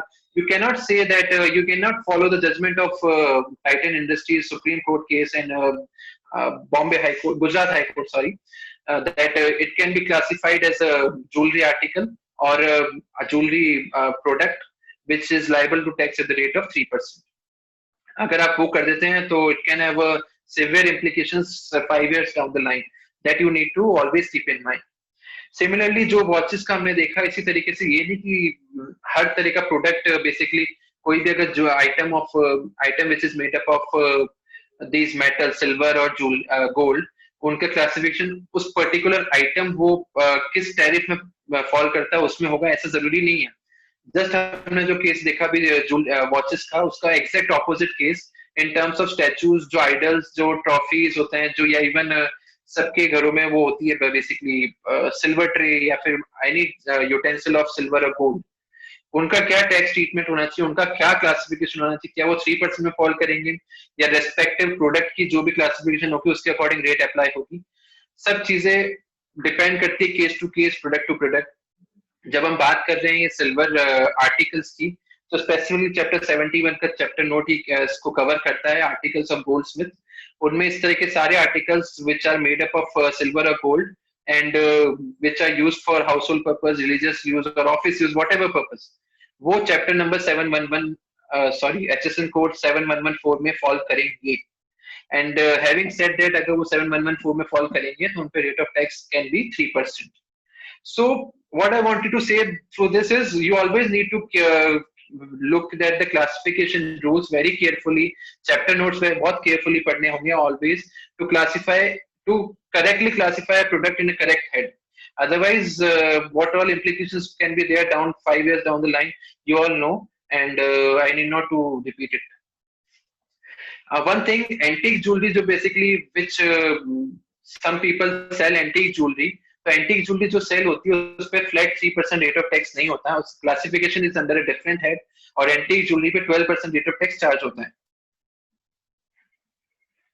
Last part of my presentation is records which are required to be maintained. This thing because as I said that this jewelry sector has a number of unorganized players were more than the organized players before the advent of GST. And because of this requirement of the law जो records उसमें maintain करने के लिए कहा गया है उसकी वजह से those people who were unorganized comparatively unorganized have started to maintaining these records and therefore have become organized right now. और जो records बनाने की बात की गई है वो आपकी स्क्रीन पे आपको दिख रहे हैं. Specifically I talk about stock records. Stock record में आपको complete record रखना होता है for all the movement of your stock. Whatever was the opening balance कितना आया कितना गया या सप्लाई हुआ या सप्लाई नहीं हुआ किसी और तरीके से लॉस्ट हो गया डिस्ट्रॉय हो गया या रिटर्न ऑफ हो गया along with the closing balance of raw material finished goods and even the closing balance of scrap and wastage is required to be maintained under GST law. उसके अलावा जो भी प्रोडक्शन होता है फॉर मैन्युफैक्चरर या service provider वो जो भी प्रोडक्शन करते हैं या जो भी सर्विस प्रोवाइड करते हैं उन प्रोविजन उसमें जो भी डिटेल्स जो भी रॉ मटेरियल या सर्विसेज कंज्यूम हुई है which are used in the manufacture or provision of the services उसका भी रिकॉर्ड रखना जरूरी है. This is very important thing. जो भी मंथली प्रोडक्शन आपके प्रोडक्शन होता है उसका मंथली रिकॉर्ड रखना जरूरी है. एंड ये रिकॉर्ड नहीं मेंटेन करने पे क्या कॉन्सिक्वेंसेस होते हैं that you all know, you all are aware about it. So with this, I would again like to thank the organizers of this program, Chairman Anil Yadav ji, Program Director R.A. Sharma ji, and for successfully organizing such a wonderful program and taking such a wonderful initiative. And we have another speaker, Nitin ji. He is a learned speaker. He is my dear friend also. Who will be taking up hospitality sector. So that's all from my side. And if any questions you have regarding gem and jewelry industry, you can reach me on this email ID or WhatsApp number. I'll be happy to revert on it. Thank you so much.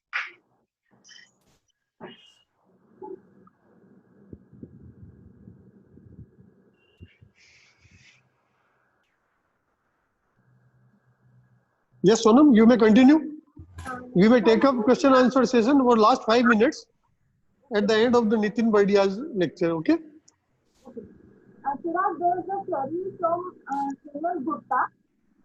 वो पूछ रहे हैं कि अगर कोई jeweller second hand jewellery purchase करता है तो वो कैसे प्रूव करेगा? Sonam ji, your voice is not clearly audible.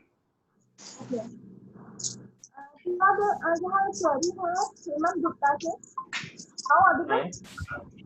Yeah. वो पूछ रहे हैं अगर कोई jewellery second hand jewellery purchase करता है तो वो हमें कैसे सोनम क्वेरी अपन लास्ट में ले सकते हैं ओके सर, क्योंकि ये डिले हो जाएगा दूसरा सेशन, तो नितिन जी का सेशन शुरू करा दो ताकि ये टाइमली कंप्लीट कर ले। Okay sir. Thank you so much Chirag for sharing such a valuable information regarding GST on gems and jewelry. Thank you so much again. Thank you. Now I would like to invite our second speaker, Nitin Baradia, partner of Baradia and Company. He will present his keynote speech on hospitality, including outdoor dressing and mandap keeping. See you, Nitin Baradia. Thank you, Sonam ji, for your introduction. Good afternoon to all my senior members and the professional colleagues. At the offset, I am grateful to the Management Committee, Jaipur Branch Chairman, C. Anil Yadav sir, C. Kuldeep Gupta ji, Secretary, Vice Chairman, C. Akash Bhagwati ji, and the Program Director, C. R. Sharma ji, for giving me this opportunity to present my views on GST on hospitality sector. I also want to congratulate Management Committee for regularly organizing various technical and non-technical sessions in the program for the betterment of the members of the profession. As you all know that it's been 3 years of GST and still we are seeing how frequently amendments are taking place, and it has been very difficult for SSC as well as the profession to cope up with such changes on daily basis. Considering these changes, the thought of organizing industry-specific webinars is really commendable. I also want to thank Ankit Maheshwarji for his welcome address, and again I want to thank and acknowledge the views which has been shared by say Vimal Chopra sir in the beginning of the session, and the gems and jewelry sector and the hospitality sector. And I will try to cover the aspect which has been mentioned by sir in the beginning of the session. So, and I also want to appreciate the efforts of my co-speaker, C. Chirag. He's a younger brother to me, for on enriching us on various issues in gems and jewelry. And he has also rightly said that nobody is right or wrong in interpreting the law. It depends on the opinion to opinion basis. So I'll be starting my session. So I'll be sharing my PPT. Just hold on. Just a minute. Okay. So now is my PPT visible?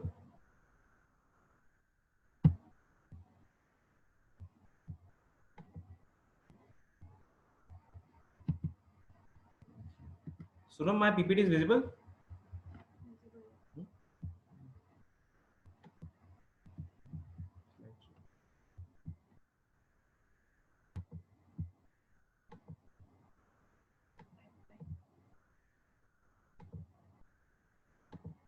Okay.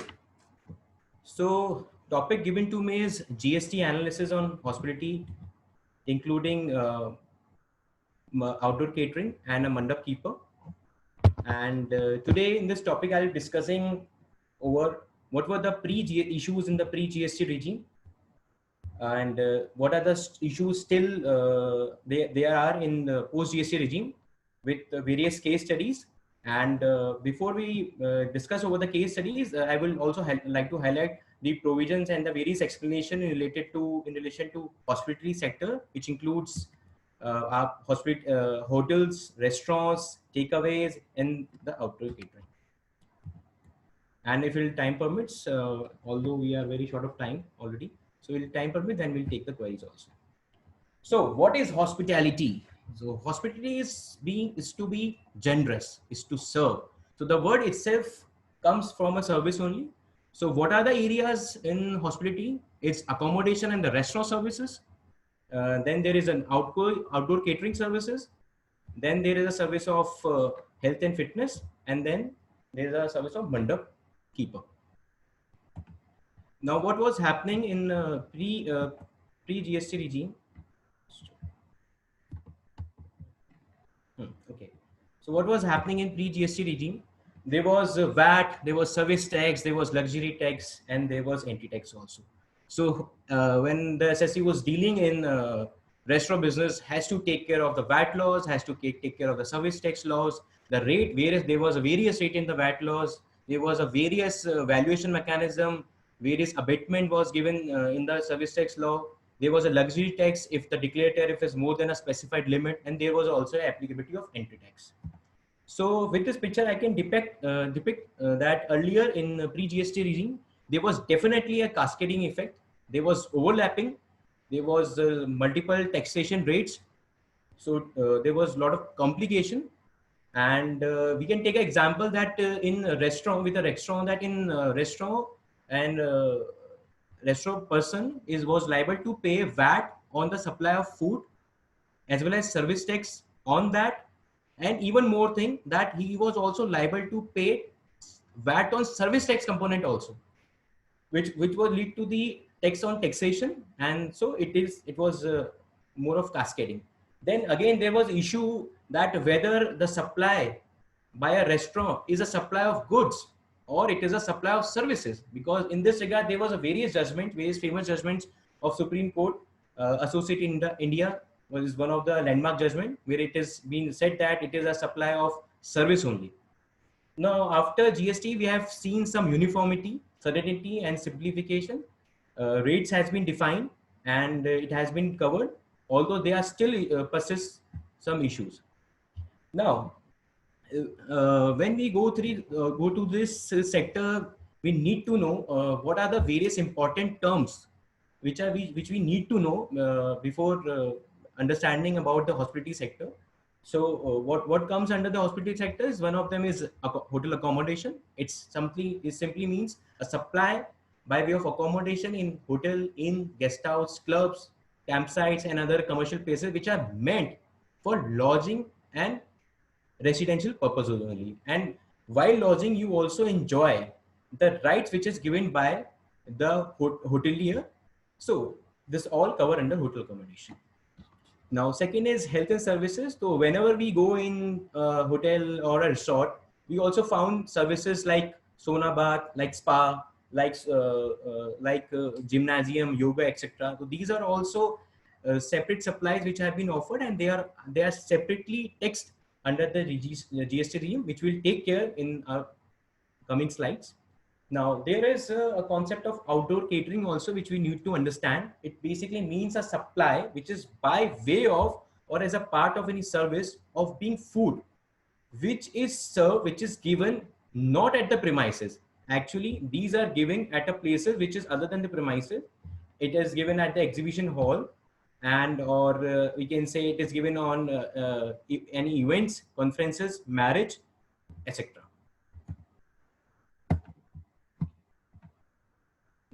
Now, what is mandap keeper? It is a very famous term. It is basically, it allows a temporary occupation of a mandap for a consideration of organizing any official or a social function. Social may be termed as a marriage. So that person particularly provides the right to use of his immovable property. And what constitutes his immovable property is the fixtures and the furnitures and the light fittings and the flooring, which he provides along with his structure for a rental. Which we call as consideration. So we can take an example of, famous Rambagh hotels, Rambagh Palace, which is providing a garden along with a structure. So this is what we call a mandap keeper services. Now very important service, restaurant services.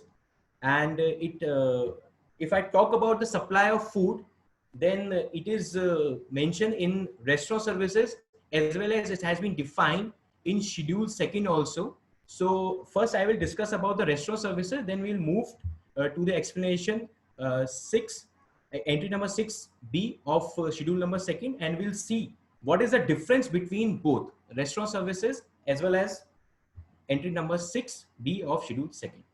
So it is also defined in explanation 4 to notification 11, and it means that any supply by way of or a part of any service of goods, being food or any other article of human consumption or drink, which is provided by a restaurant, eating joints, and including mess and canteen, whether for consumption or away from the premises.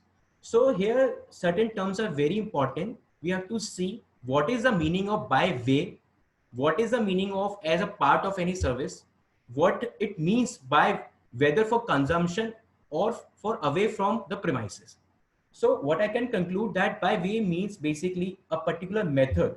Say in example, when we go in a restaurant, there is a person who welcome us. There is a person who asks for a chair. There is a waiter who comes and asks for the order. Then he serves the order. Then in the end, he asks for the billing. So there is a particular method which is given. And if we talk about that as a part of service, so what best example I can narrate here? When I go in a hotel and I take a room, then if with room the breakfast is giving complimentary to me. So along with service, if anything is given to me, so then it will form that food which is given to me, it will form as a part of that service. And in this case, major component is service only.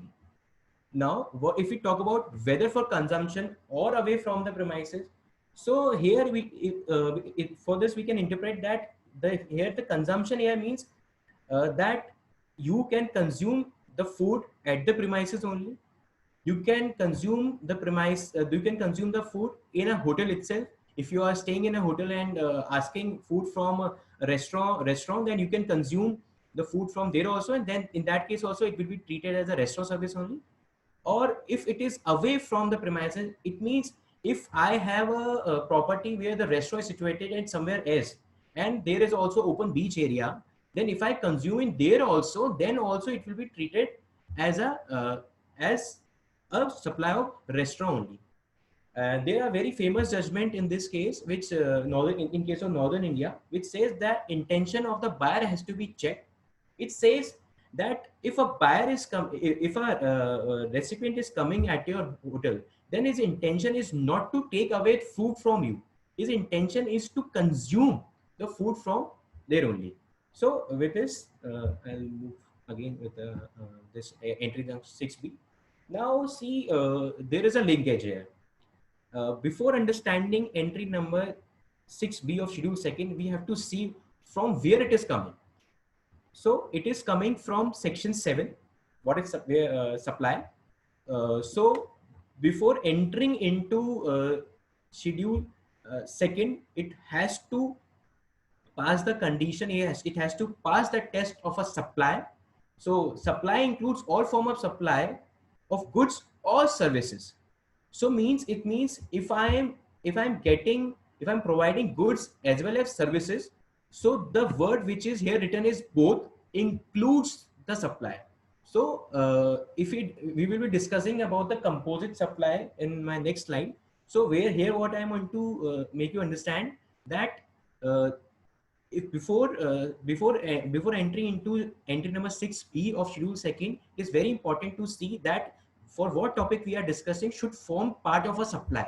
So yes, that particular composite supply, it itself covered under section 7 subclause 1A, and it said that if all form of supply goods or services or both, which is supplied for a consideration.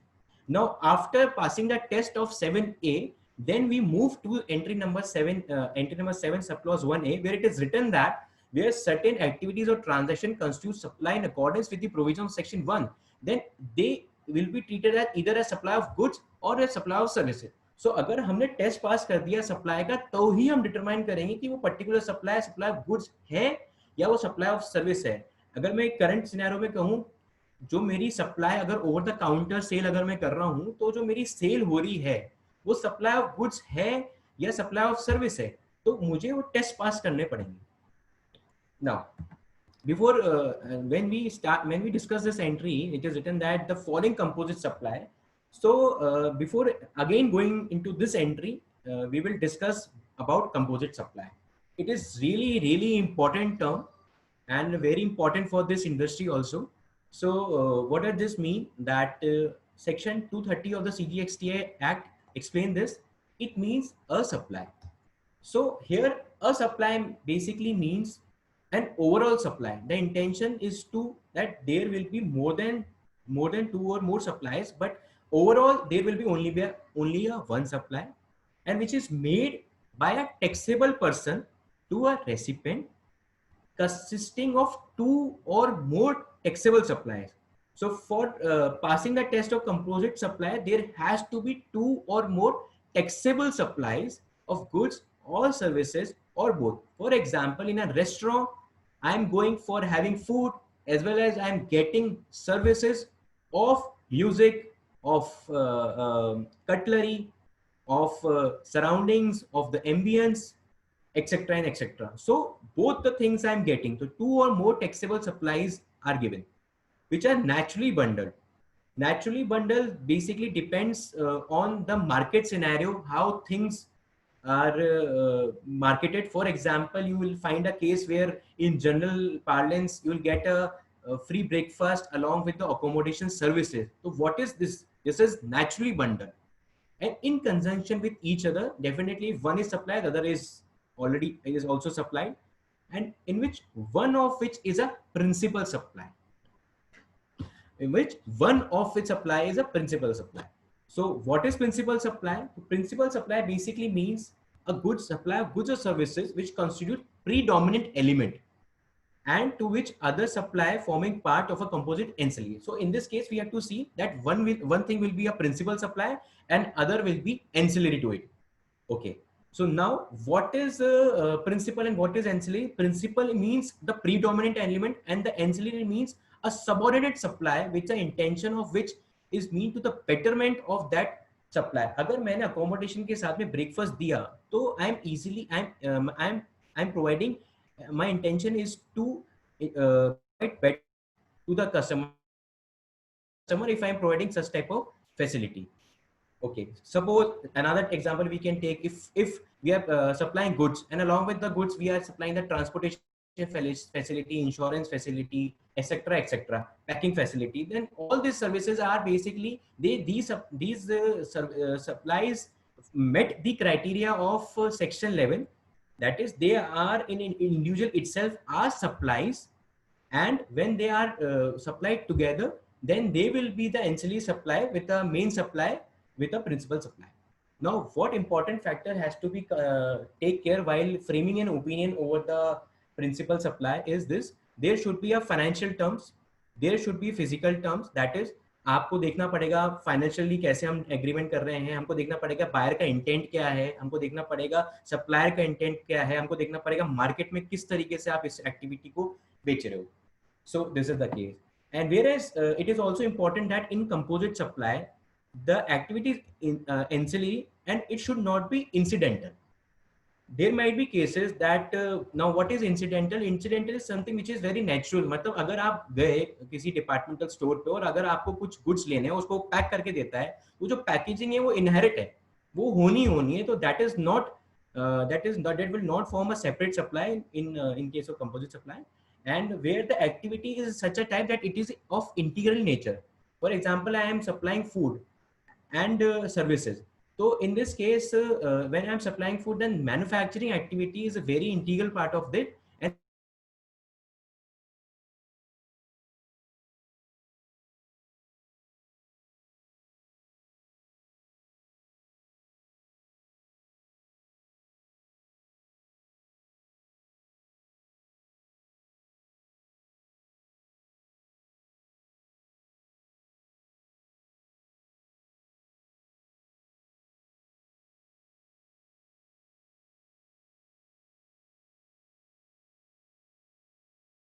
And entry number 6B of schedule second, it is written that supply way of or any part of service or in any other manner whatsoever. So here in any other manner whatsoever is written, whereas it is missing in rest of service. So whether the intention of the legislature is to charge tax on higher rate on supplies which do not pass the test of a restaurant supply. And again, why I am framing this opinion, because here again it is written that where such supply or service is for cash. So see here, there is difference that where such supply or service. So along with service, they are mentioning supply also. So when there is a supply, as in when I go to a shop eating joint where he gives me a burger and there is no facility of sitting there, or there is facility when he's allowing somehow he allowing ki, okay, you can consume food here, but the intention is not to provide service there. And then it such cases, all those cases who are providing only takeaway services and basically the home delivery services can be clubbed in this entry and maybe charged at the higher rate. And further, I have also planned a case study on this. So we will discuss over this entry in our case study session. Now, there is again a concept of mixed supply. So what does mixed supply says that mixed supply means two or more individual supply of goods or services or combination of thereof, which is supplied for a single price.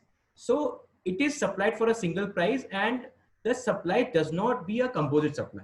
So why I'm saying again, it is a very important term because with when I will take case studies, then you will see how this will be taken care. So to mixed supply means a supply when two or more supplies are given. Both the supplies are independent supply. They can be served independently, and when they are supplied for the single price, and when they do not constitute a composite supply, then in that case, the tax rate of the highest item will be chargeable. So with I can take the example. Then when we have a restaurant is providing or any store is providing packet where there are sweets, canned foods, chocolates, dry foods, aerated drinks, etc. Then in that such case, there is a single price for all the mix up for all the packet, and in each entry I can sell the each entry. Whereas when it is giving for a single price, then it will be treated as a mixed supply. Now we will quickly review this place of supply provision. So in case it was questioned by Ankit sir in the beginning of the session that अगर वो कोई company का owner है और वो stay करने यहाँ आता है, बॉम्बे रहता है एग्जाम्पल इंडिया जयपुर में स्टे करने आता है, तो उस पर प्लेस ऑफ सप्लाई के प्रोविजन क्या लगेंगे, क्या CGST SGST एक्ट लगेगा या क्या IGST लगेगा. So in this place of supply provision is very clear. अगर आप कोई भी सप्लाईज प्रोवाइड कर रहे हैं in relation to an immovable property और it is provided by an hotel, then in that case the place of supply will be the location where such immovable property is located. अगर मेरा hotel Jaipur में located है, मैं supply दे रहा हूँ किसी ऐसी एंटिटी को जिसका रजिस्टर्ड ऑफिस बॉम्बे है, उसके डायरेक्टर्स मेरे यहाँ रहने आ रहे हैं, then in that case also I have to charge CGST and SGST. Secondly, in case of restaurant, catering, health services, if I'm providing services, then in that case place of supply will be the place जहाँ services actually perform हुई है. And in case if I talk about the conferences, fairs, exhibitions, then in that case if it is provided to the registered person, then it will be the location of such registered person. And in case it is provided to other than registered person, then वो होगा जहाँ पर event actually held है. And moving further, if yes, very interesting, if we providing supplies on board, अगर हम aircraft में जाते हैं, हमें खाना मिलता है, हमें सर्विसेज मिलती है, so उसमें प्लेस ऑफ सप्लाई की प्रोविजन क्या रहेंगे, तो उसमें जो लोकेशन है जिसमें जो फर्स्ट डिपार्चर पॉइंट होता है कन्वेंस का, that will be treated as a place of supply. And when goods are loaded also, then the location where the goods are loaded और will be the place of supply. Now let's have a quick view over the HSN code and the applicable rate. HSN of this is 9963 and it covers hotel accommodation having value of supply. Earlier the concept was of declared services. Now it has been changed, and it was a very welcome step, because in hotel industry we see on the basis of occasion, on the basis of months, the prices changed. So now the term is value of supply. So if value of supply is more than 1000 but it is less than 7500, remember it is more than 1000 and less than 7500, then the rate will be 12%. And in case of restaurant services, अगर restaurant services की मैं बात करूँ, which is provided other than specified premises, then it will be 5% with a condition that no input tax credit will be allowed. Now third, if we talk about the supply which is made by Indian Railways, then in that case also, which is supplied in trains and all, when we get the parcel on in train, then it is also again 5% with the condition that no input will be allowed. Now, if it again supply is done by an outdoor catering at a premise other than the specified premise. So now again, this term is repeating, specified premises. So what is this specified premises mean? So specified premises का मतलब simple सा है, एक ऐसी place जहां पर accommodation जो है वो 7,500 रुपए से ऊपर है. If you are providing outdoor catering in a hotel जहां पर टैरिफ 7,500 रुपए से ऊपर है, तो in that case that will be a specified premises, and in that case अगर मैं outdoor catering की services दे रहा हूं, then it will not be charged at 2.5 to 5%. It will be charged at a higher rate. And but in the present case, as if outdoor catering is provided at a premises which is not a specified premises, then the rate will be 5%, with again a condition that no input tax will be allowed. Now again, coming with another point, composite supply of outdoor catering. So here, when I am providing outdoor catering services along with a banquet or with the conference room, so then in that case, I am supplying food along with the premises, along with the renting of. I am giving my premises also. A hotel is giving his banquet along with the food. Then it will also be termed as outdoor catering only, and it will be taxed at 5%. And those services which do not fall in above will be taxed at 18%. That means to say that the supplies by restaurant, the supplies by the restaurant at specified premises, the supplies by an hotel accommodation having a tariff of more than 7,500, whereas outdoor catering who is supplying a hotel accommodation at again at specified premises, and again a composite supply of an outdoor catering will all be taxed at 18%. And again, it is also very important to understand here that all these rates which I am told you, this 2.5% and 6%, these are mandatory in nature. It is not like that you can charge higher rate and take the input. Okay. Now, the services which we still left is for mandap keeper and of this health services will be taxed again at 18%. Now we have this is the terms which I have discussed, the specified premises, and there is also a term declared tariff. So declared tariff is nothing but the published tariff. If we go to any website and see that कुछ जो prices mention होते हैं उस पे, तो जो published tariff होते हैं वही declared tariff होता है, but इसमें discount component include नहीं होता है. Now there is also concept of TCS.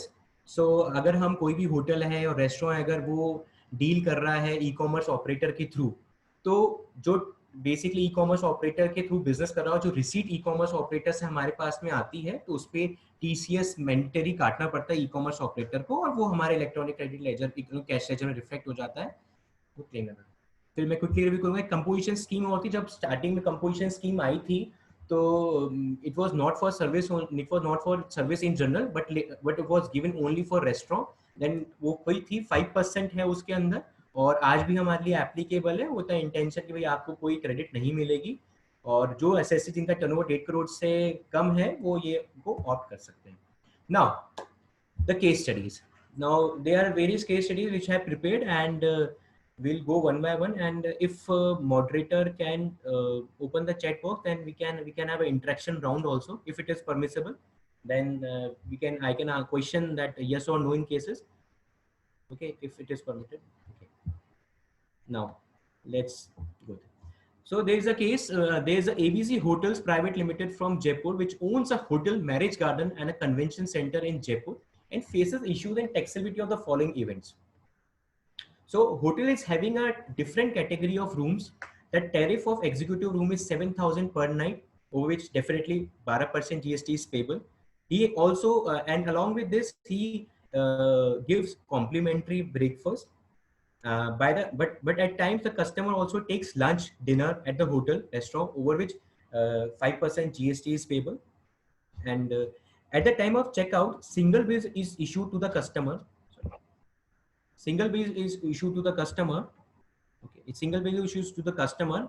And in this case, recently what happened that a GST authority went to in the premises of the hotelier and found that you should charge 12% on the overall of supply instead of charging 12% and 5% separately.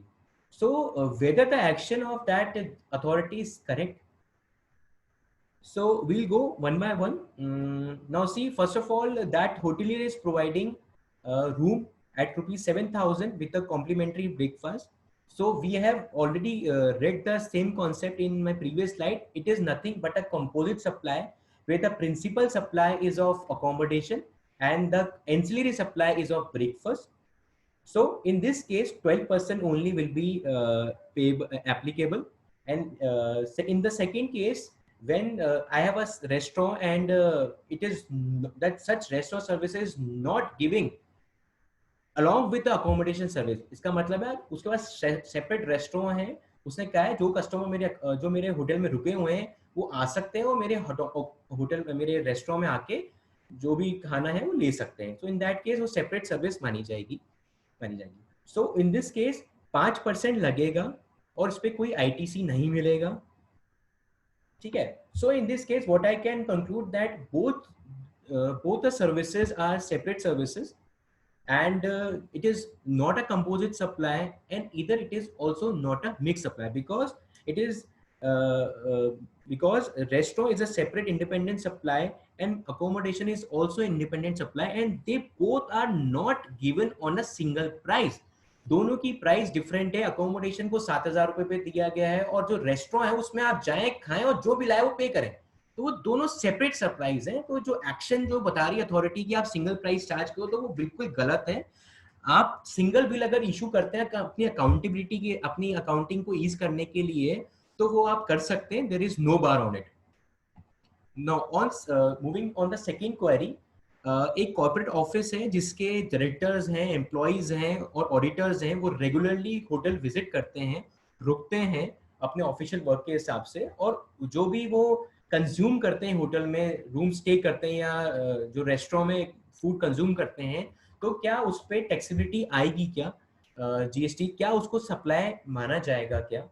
So in this case we are very note about it that there is a schedule 1 which says that कि अगर हमने related person को कोई supplies करी है तो उसे deemed cell माना जाएगा, उसे डीम्ड सप्लाई माना जाएगा. ओके, तो it will be considered as a supply. And in the second case अगर हमने सप्लाईज ऑडिटर को दी है तो as auditor is not a related person then it will not be treated as a supply. However, there will be issue in the claiming input tax credit also. If you are allowed to take the credit, if you are charging 18%, then in that case also, being it is an exempt supply, so then reversal issue will be there in case when rooms are given to the directors and the employees of the entity. Whereas in case of auditor, there is no supply at all. Now third case is again a free meal concept. देखा जाता है, हमने hotels में देखा है, बहुत सारे staff होते हैं, उनके लिए कोई भी जो होटलियर है वो उस पर बिल नहीं काटता, वो उसको स्टाफ वेलफेयर के नाम से डेबिट करता है. So again in this same case ये रिलेटेड पर्सन को सप्लाई है, सप्लाई मानी जाएगी. You will be entitled to take input also. Now if accommodation is supply with all meal plan, आपको रूम दे दिया मैंने, आप आइए मेरे पास में, रुके मेरे होटल में, आप खाना खाइए, आप एम्यूनिटीज को वहां की एंजॉय करिए और मुझे सिर्फ 10,000 रुपए पर डे दे दीजिए. So this is what I am providing all my independent supply on a single price, and it is also not a composite supply. So in this case it is a matter of mix supply and it will be chargeable at the higher rate. Now moving further. There is also in a hotel we found that there is a mini bar, there is a counter, there is a rate list in which there is a rate list for items which are kept in the refrigerator. They chocolates हो गए, chips हो गए, cookies हो गए. So अब question आता है कि ये जितने भी फूड्स एंड चीजें पड़ी हैं फ्रिज में, हम अगर उसको कंज्यूम करते हैं तो क्या उसे सप्लाई ऑफ सर्विस माना जाएगा या उसे सप्लाई ऑफ गुड्स माना जाएगा? So considering the composite supply, again I can say that it will not be treated as accommodation services. It will be a supply of goods only, because my intention is not at all to sell the chocolate. My intention was to provide the accommodation services only, and whatever I am giving together with it is a separate supply. Okay. So it will be treated as supply goods. Now, second query. It's a very interesting query again. See, there is a resort who is again providing an accommodation service and a restaurant service. दोनों चीज वो provide कर रहे हैं. Accommodation मान लेते हैं 12% पे है और रेस्टोरेंट वही अगेन 5% पे है, कोई इनपुट टैक्स क्रेडिट नहीं मिलेगा. अब क्वेश्चन सुनिए इनका, ये कह रहे हैं कि हमारे पास में अकोमोडेशन जो हम 12% पे चार्ज करते हैं उसकी इनपुट हमारे पास में पड़ी है, और जैसा कि लेजिस्लेचर हमें कहती है कि 5% रेस्टोरेंट पे लगेगा, उसकी कोई इनपुट नहीं मिलेगी. वो पूछना चाह रहे हैं कि सर मेरे पास में अकोमोडेशन की इनपुट तो अवेलेबल है, बट क्या मैं उस इनपुट को यूज कर सकता हूं क्या for the payment of my output liability of restaurant. Example, मैंने 10,000 रुपए का रूम बेचा, 12% मेरे पास में मेरे को टैक्स चार्ज करना है. वहीं मैंने 5,000 रुपए की रेस्टोरेंट सर्विस भी दी है, उसमें मुझे 5% चार्ज करना है. अब मुझे बताएं क्या वो जो मैंने 5,000 सर्विस पे जो मुझे 5% 250 रुपए देने हैं, क्या मैं उसको कैश लेजर से मैं क्या उसको कैश से मुझे पेमेंट करना है, या क्या मैं उसको मेरे क्रेडिट लेजर से उसको कर सकता हूँ. सो in this case it is very important to understand there is a difference between the availment and the utilization. availment जो होता है वो सेक्शन सब क्लॉज 1 से आता है, जहाँ एलिजिबिलिटी बताई जाती है कि आप इनपुट कैसे क्लेम कर सकते हैं. there should be used or intended to be used in the course and furtherance of the business. okay, whereas section जो 49 है हमारे लिए, वो हमें बताता है कि हमें कैसे जो हमारे पास में इलेक्ट्रॉनिक क्रेडिट लेजर में हमारे पास में जो इनपुट पड़ी है उसको हम कैसे यूज कर सकते हैं for the payment of our output liability. So in the present case what is happening here that we have a output liability of restaurant which we have to pay. So on the basis of section 16 and section 49 I can very well pay this liability of restaurant from my electronic credit ledger. Now again understand when I was talking about this concept of the HSN and tax applicability, in the column there was mentioned that there is an explanation for attached to that notification, and for the purpose of that notification only, the 5% supplies which we are providing without any ITC is nothing but for the purpose of this notification they will be treated as exempt supplies. इसका मतलब ये है कि वैसे आप 5% supply कर रहे हैं और आप सोच रहे हैं कि 5% सप्लाई करके इनपुट नहीं मिलेगी, तो वो इनपुट क्यों नहीं मिलेगी, वो कहां से आ रही है, वो नोटिफिकेशन 11 से आ रही है. और नोटिफिकेशन 11 ने बताया है कि इस for the purpose of this notification आप ये मान लीजिए जो 5% की आप सप्लाई कर रहे हैं रेस्टोरेंट में, उसमें आपको इनपुट नहीं मिलेगा. और अगर आप रेस्टोरेंट की सर्विसेज अकोमोडेशन सर्विस के साथ दे रहे हैं तो मान लीजिए कि सेक्शन 17 सबसेक्शन 2 अट्रैक्ट होगा और आपको प्रोपोर्शनेट बेसिस पे उस आईटीसी को रिवर्स करना पड़ेगा. आप उतनी आईटीसी ले सकते हैं जो टैक्सेबल गुड्स में आप यूज कर रहे हैं. ओके,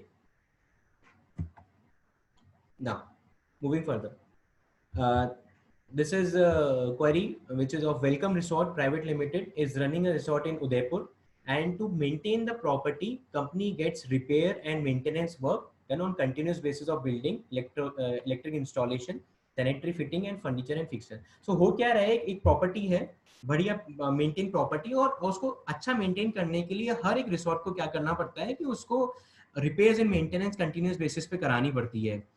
फर्दर उसको बिल्डिंग के अंदर रिपेयर मेंटेनेंस करानी पड़ती है. उसको कुछ इलेक्ट्रिक कुछ स्विचेस खराब हो गए उसको भी चेंज कराना पड़ता है, उसके लिए रिपेयर के लिए भी खर्चा करना पड़ता है. कुछ सैनिटरीज खराब हो जाती हैं वो भी उसको सैनिटरीज खराब हो जाती है उसको भी उसको रिप्लेस कराना पड़ता है. और डेफिनेटली रेगुलर बेसिस पे जो फर्नीचर है वो डिट्रॉइट होता रहता है, तो उसके लिए भी हमको उसको रिसोर्ट को सर्विसेज या वो गुड्स परचेज करने पड़ते हैं. सो हमारे यहाँ पर जो क्वेश्चन यहाँ आ रहा है, वेरी इंटरेस्टिंग क्वेश्चन, क्या हमें ये रिपेयर एंड मेंटेनेंस की आईटीसी मिल सकती है क्या, considering that as a revenue in nature. Okay, and second, what will be your opinion in case such items will be capitalized.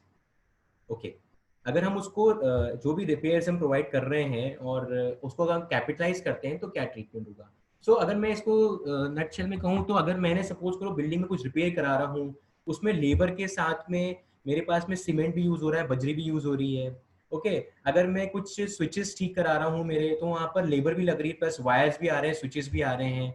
अगर मैं टॉयलेटरीज को कुछ ठीक करा रहा हूँ तो उसमें भी लेबर लग रही है, प्लस चेंजेस हो रहा है। वेराज अगर मैं फर्नीचर की बात करूँ तो फर्नीचर भी मेरे पास नया मैं खरीद रहा हूँ और रिपेयर भी करा रहा हूँ, तो क्या मुझे आईटीसी उसकी मिलेगा? तो उसके लिए हम रेलेवेंट जो सेक्शन है वो 17 सब सेक्शन 5 है, वो ये कहता है अगर आप वर्क्स कॉन्ट्रैक्ट सर्विस ले रहे हो या फिर आप कोई भी गुड्स और सर्विसेज ले रहे हो which is received by taxable person for construction of that immovable property other than plant and machinery, then for the purpose of that particular purpose, if that services or that goods or services, if they are capitalized, then to the extent of that capitalization the ITC will not be allowed.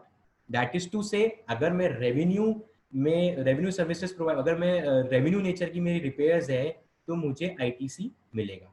Secondly यहाँ पर एक और important शब्द लिखा हुआ वो है immovable property. सो अगर मैं फर्नीचर खरीद रहा हूँ, अगर मैं फर्नीचर परचेज कर रहा हूँ, तो क्या वो मेरी इमूवेबल प्रॉपर्टी है? क्या एक रेस्टोरेंट, क्या एक होटल अगर चेयर्स परचेज कर रहा है, अगर वो टेबल परचेज कर रहा है, तो क्या वो इमूवेबल प्रॉपर्टी? मैं कहूंगा नहीं, वो इमूवेबल प्रॉपर्टी नहीं है, because it is said it is immovable property, so definitely ITC of that furniture will be fully allowed. एक और एग्जांपल लेते हैं, अगर हम बेसिकली एसी इंस्टॉल करा रहे हैं, एसी खरीद रहे हैं, तो क्या वो मेरी इमूवेबल प्रॉपर्टी है? Definitely again it is not my immovable property and it is my plant and machinery, even if it is attached, even if it in the रूप of cassette AC. So in this first case अगर repair and maintenance हम करा रहे हैं और वो capitalise नहीं कर रहे हैं उसको हमारे बुक्स ऑफ अकाउंट्स में, अगर वो रेवेन्यू नेचर की है हमारे पास में, तो it will be allowed in accordance with section 16। Where in the second case अगर हम उसको कैपिटलाइज करते हैं, then in that case ITC will not be available according to section 16, and but if you talk about the furniture and fixture, then the repairs to that furniture fixture as well as if you buying that furniture fixture, then it is also allowed.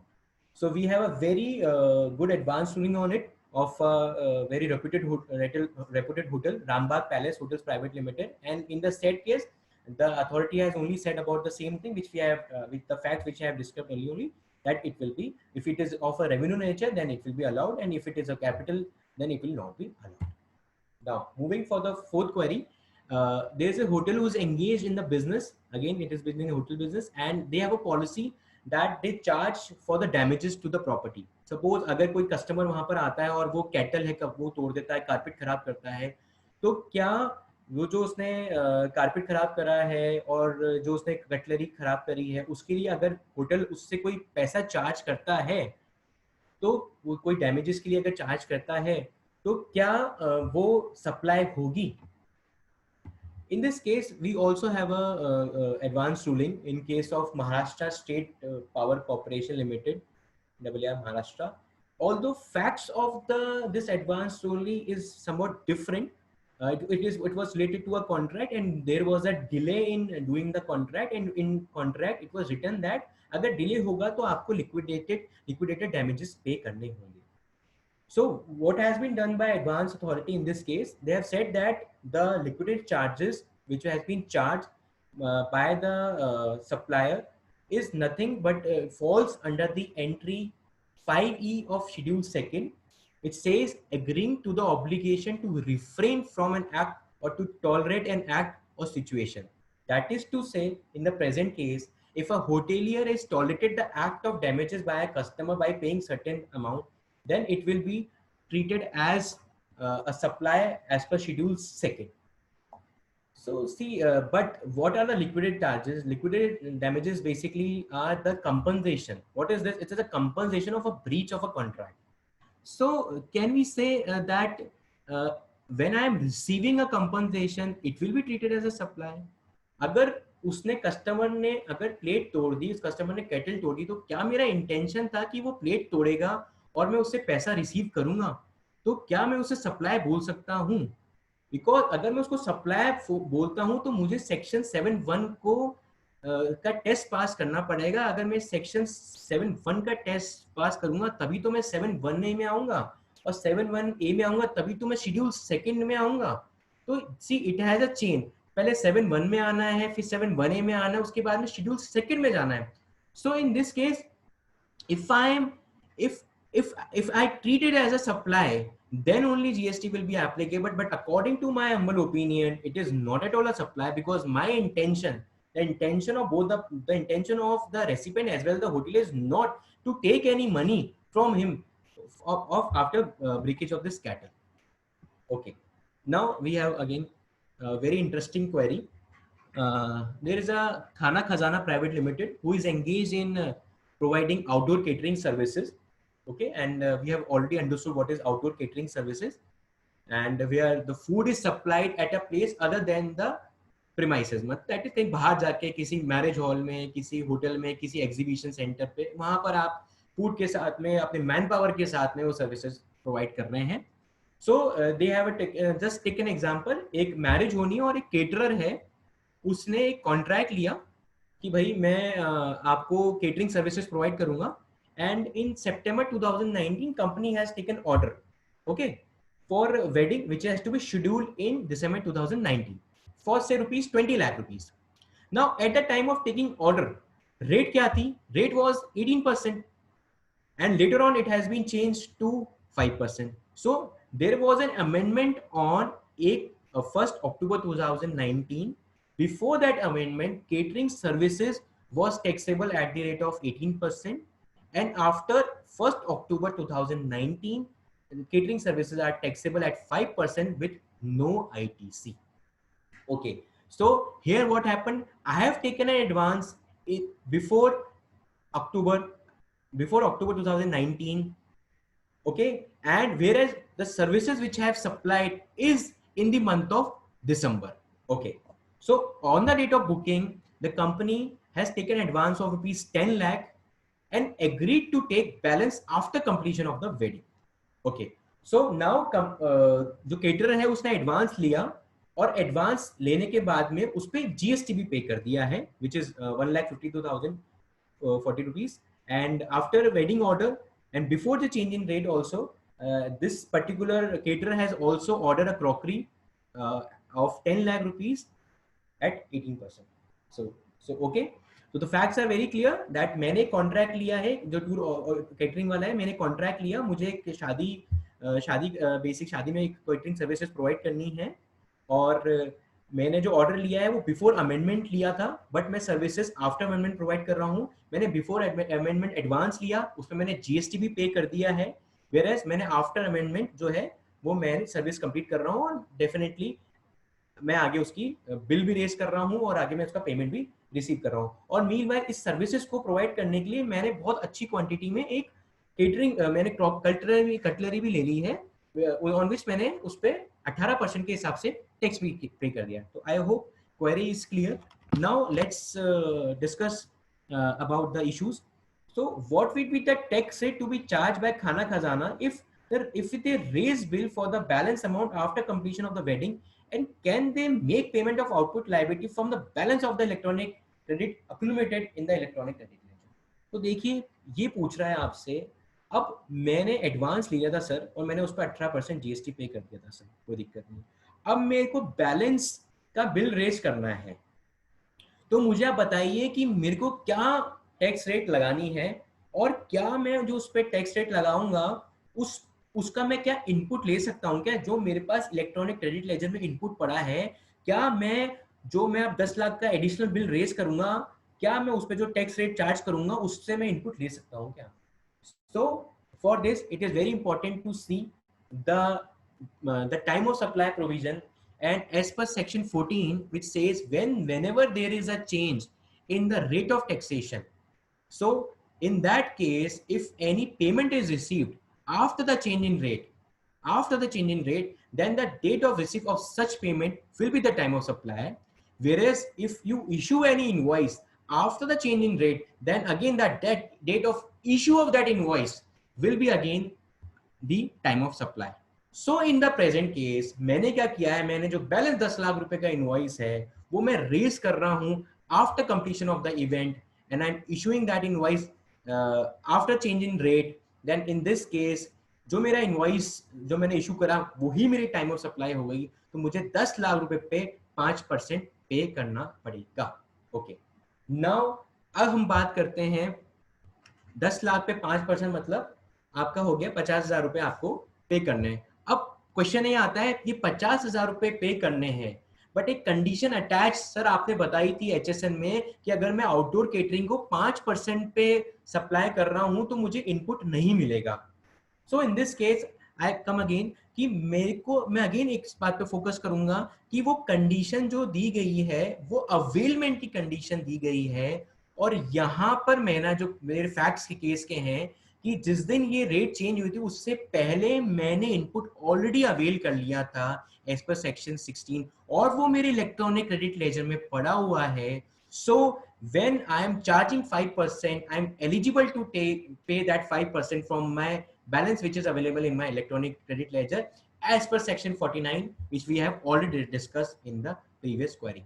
Second question, what if the rate, what if the supplier issues bill in on 30th September, मतलब अगर amendment से पहले issue कर देता है तो क्या होगा? In this case also department can come कि भैया आपकी तो टाइम ऑफ सप्लाई जो है वो 1 अक्टूबर के बाद हुई है, आपको तो 5% पे करना था, अगर आपने 18% पे कर दिया है तो हमने आपने जो एक्सेस पे करा है उसको हम फोरफिट करेंगे। Okay, now third query is अगर मैं कोई भी दूसरी टैक्सेबल सप्लाई, सपोज करिए मैं मैन पावर सर्विस भी प्रोवाइड करता हूं, तो अगर क्या मैं उस मैन पावर सर्विस के आउटपुट को क्या मैं यूज कर सकता हूं कि जो मेरे पास में क्रेडिट ऑलरेडी अवेलेबल है? तो yes definitely I can use it, because again section जो 49 है वो मुझे बार नहीं करता। I am going little bit थोड़ा fast because the time is less. Now again a few queries left. This is a restaurant where along with food, alcohol and non-alcohol beverages are served.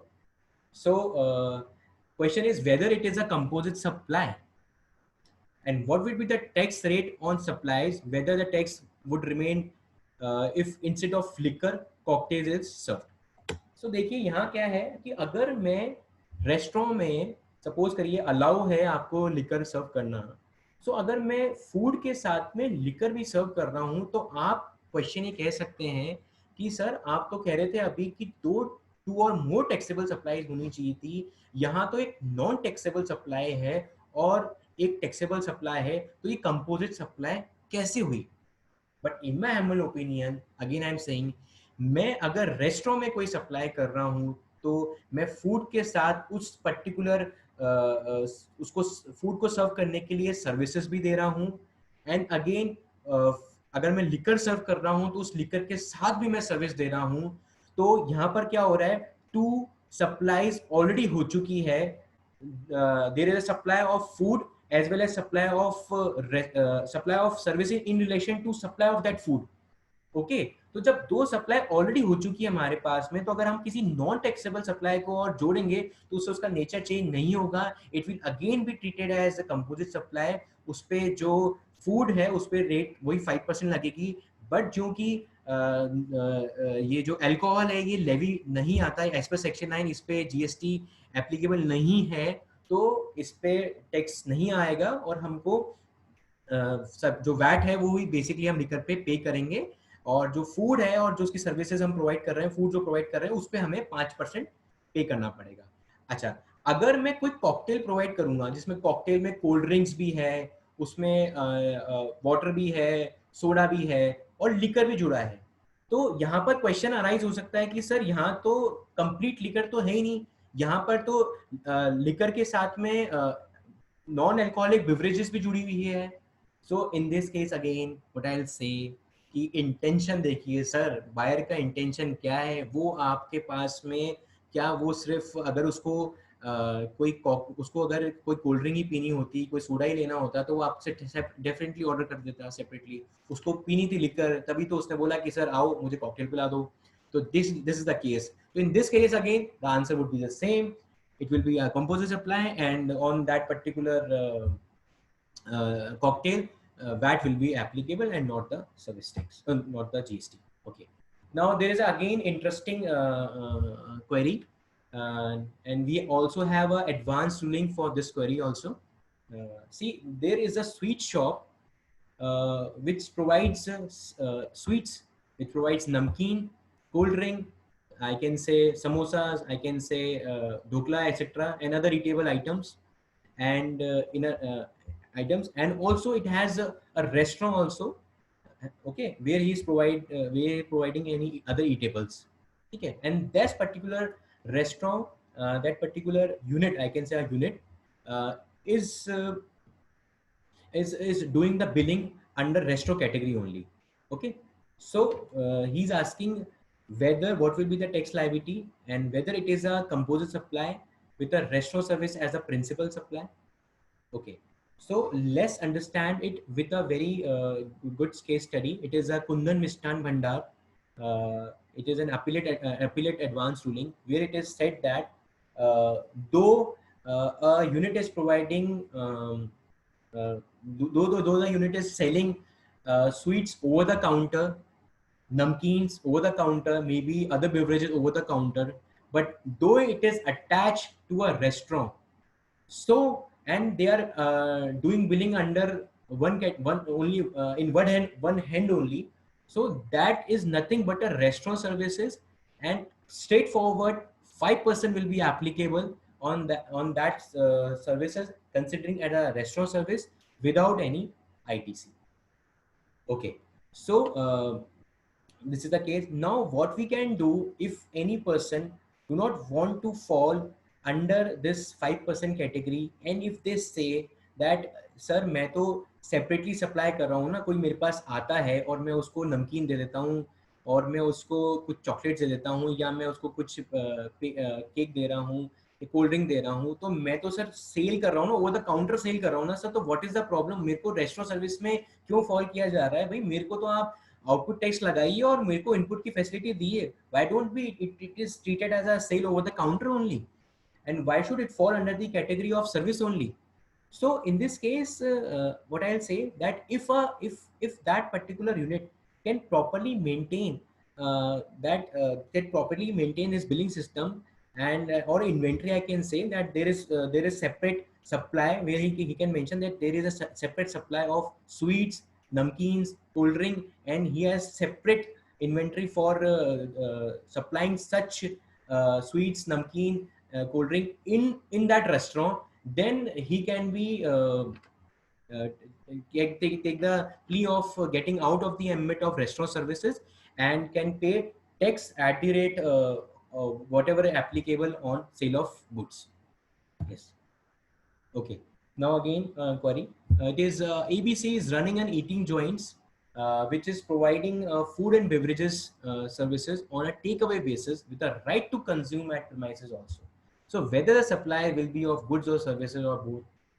Now, before explaining this story, let's have a quick review over what we have discussed here. I told you in the beginning that we'll discuss with a case study. So देखिए हो क्या रहा है यहाँ पर, एक take away है, वो आपको फूड दो प्रोवाइड कर रहा है, बट उसके पास वो कह तो रहा है आपको सर आप मेरे यहाँ कंज्यूम कर लीजिए, but as such if we talk about that, he is not providing services by way of or as a part of service. His intention क्या है कि आपको वो फूड दे देगा, उसमें लिटिल बिट जरूर है, वो आपको पैकिंग करके देगा, ठीक है, बट हेयर पैकिंग को आप कंपोजिट सप्लाई कॉन्स्टिट्यूट नहीं कर सकते according to me, because that is incidental in nature. And as per valuation section 15, we have also seen that there is a definition of incidental expenses which says if any charges which are being imposed before the delivery of the goods, then that will be added in the value of the supply. So it is nothing but adding the supply. There is no as an ancillary activity which is involved here. So I think I will cover this in this case in any other manner whatsoever. Because see, if why it is written in any other manner whatsoever, they could have written the same also in restaurant also. Then when they are written the same thing in any other whatsoever in entry 6B, then they definitely want to fall it under entry 6B of schedule 2nd, and they do not want to fall it in the restaurant service. Then it is a case, in my opinion, they should be taxed at 18%, okay, with facility of ITC. Further, very important thing to note that it is also here written that where such supply. So in when we talk about by way of or as a part of service, what we see that major component we found is of supply of service.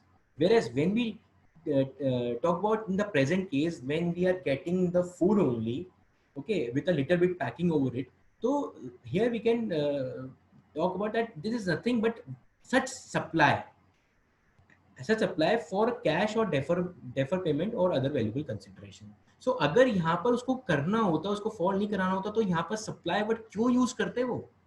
उनने supply और service को bifurcate करा है, तो वो बताना चाहते हैं ऐसे भी केसेस हैं जहां पर देयर इज अ सप्लाई, जहां पर there is a predominant, there is a supply which is predominant, and there this may be food also. So I can sum up in this case, say that here the predominant component is supply of food, and services is ancillary to covering the criteria of entry 6B of schedule 2nd. And considering if considering it as a composite supply, अगर आप इसको composite supply मान रहे हैं, तो जो in any other manner मैंने आपसे discuss करा, वो आपको रेस्टोरेंट की कैटेगरी में फॉल नहीं करने देगा. Okay, but again this is my view, although in 23rd GST Council meeting it was explained that all standalone restaurants, irrespective of air condition or otherwise, will attract 5% GST without ITC. Food parcel takeaways will also attract 5% GST without ITC. And it is also written under the HSN heading that services provided by restaurant, cafes, and similar eating facility, including takeaways, services, food services, or do delivery of food. But still, in my humble opinion, there's a concept that whenever we talk about a description in a section, so the description which is more prevalent, the description is more exhaustive in nature, has to be taken care instead of a general. So on this basis, according to me, I think 18% would be the tax rate and with the facility of ITC. Now, in the last query, it is a 5-star hotel who's providing all services, accommodation, breakfast, tea and coffee, access to fitness room, availability of conference room, business center, all in a lump sum package. Okay. So now each services can be provided separately also. Okay. And you have to see in a common parlance, there are cases where such type of facility are provided. So here becomes a confusion. अगर आप ऐसे कहते हैं कि सबको मैं अलग अलग सप्लाई करता हूं, तो आप उसको मिक्स सप्लाई में फॉलो कर सकते हैं. अगर आप एक ऐसे कहते हैं कि ये तो नेचुरली बंडल है, ऐसा तो होता है ना सर, कॉन्फ्रेंस करने जाते हैं सब कुछ साथ में मिलता है ना, तो उसको मैं कंपोजिट सप्लाई में भी कर सकता हूँ. और हमने पढ़ा है कि अगर कोई मिक्स सप्लाई है, अगर किसी को मिक्स सप्लाई में फॉल कराना है, तो वो डेफिनेटली कंपोजिट सप्लाई नहीं हो सकती.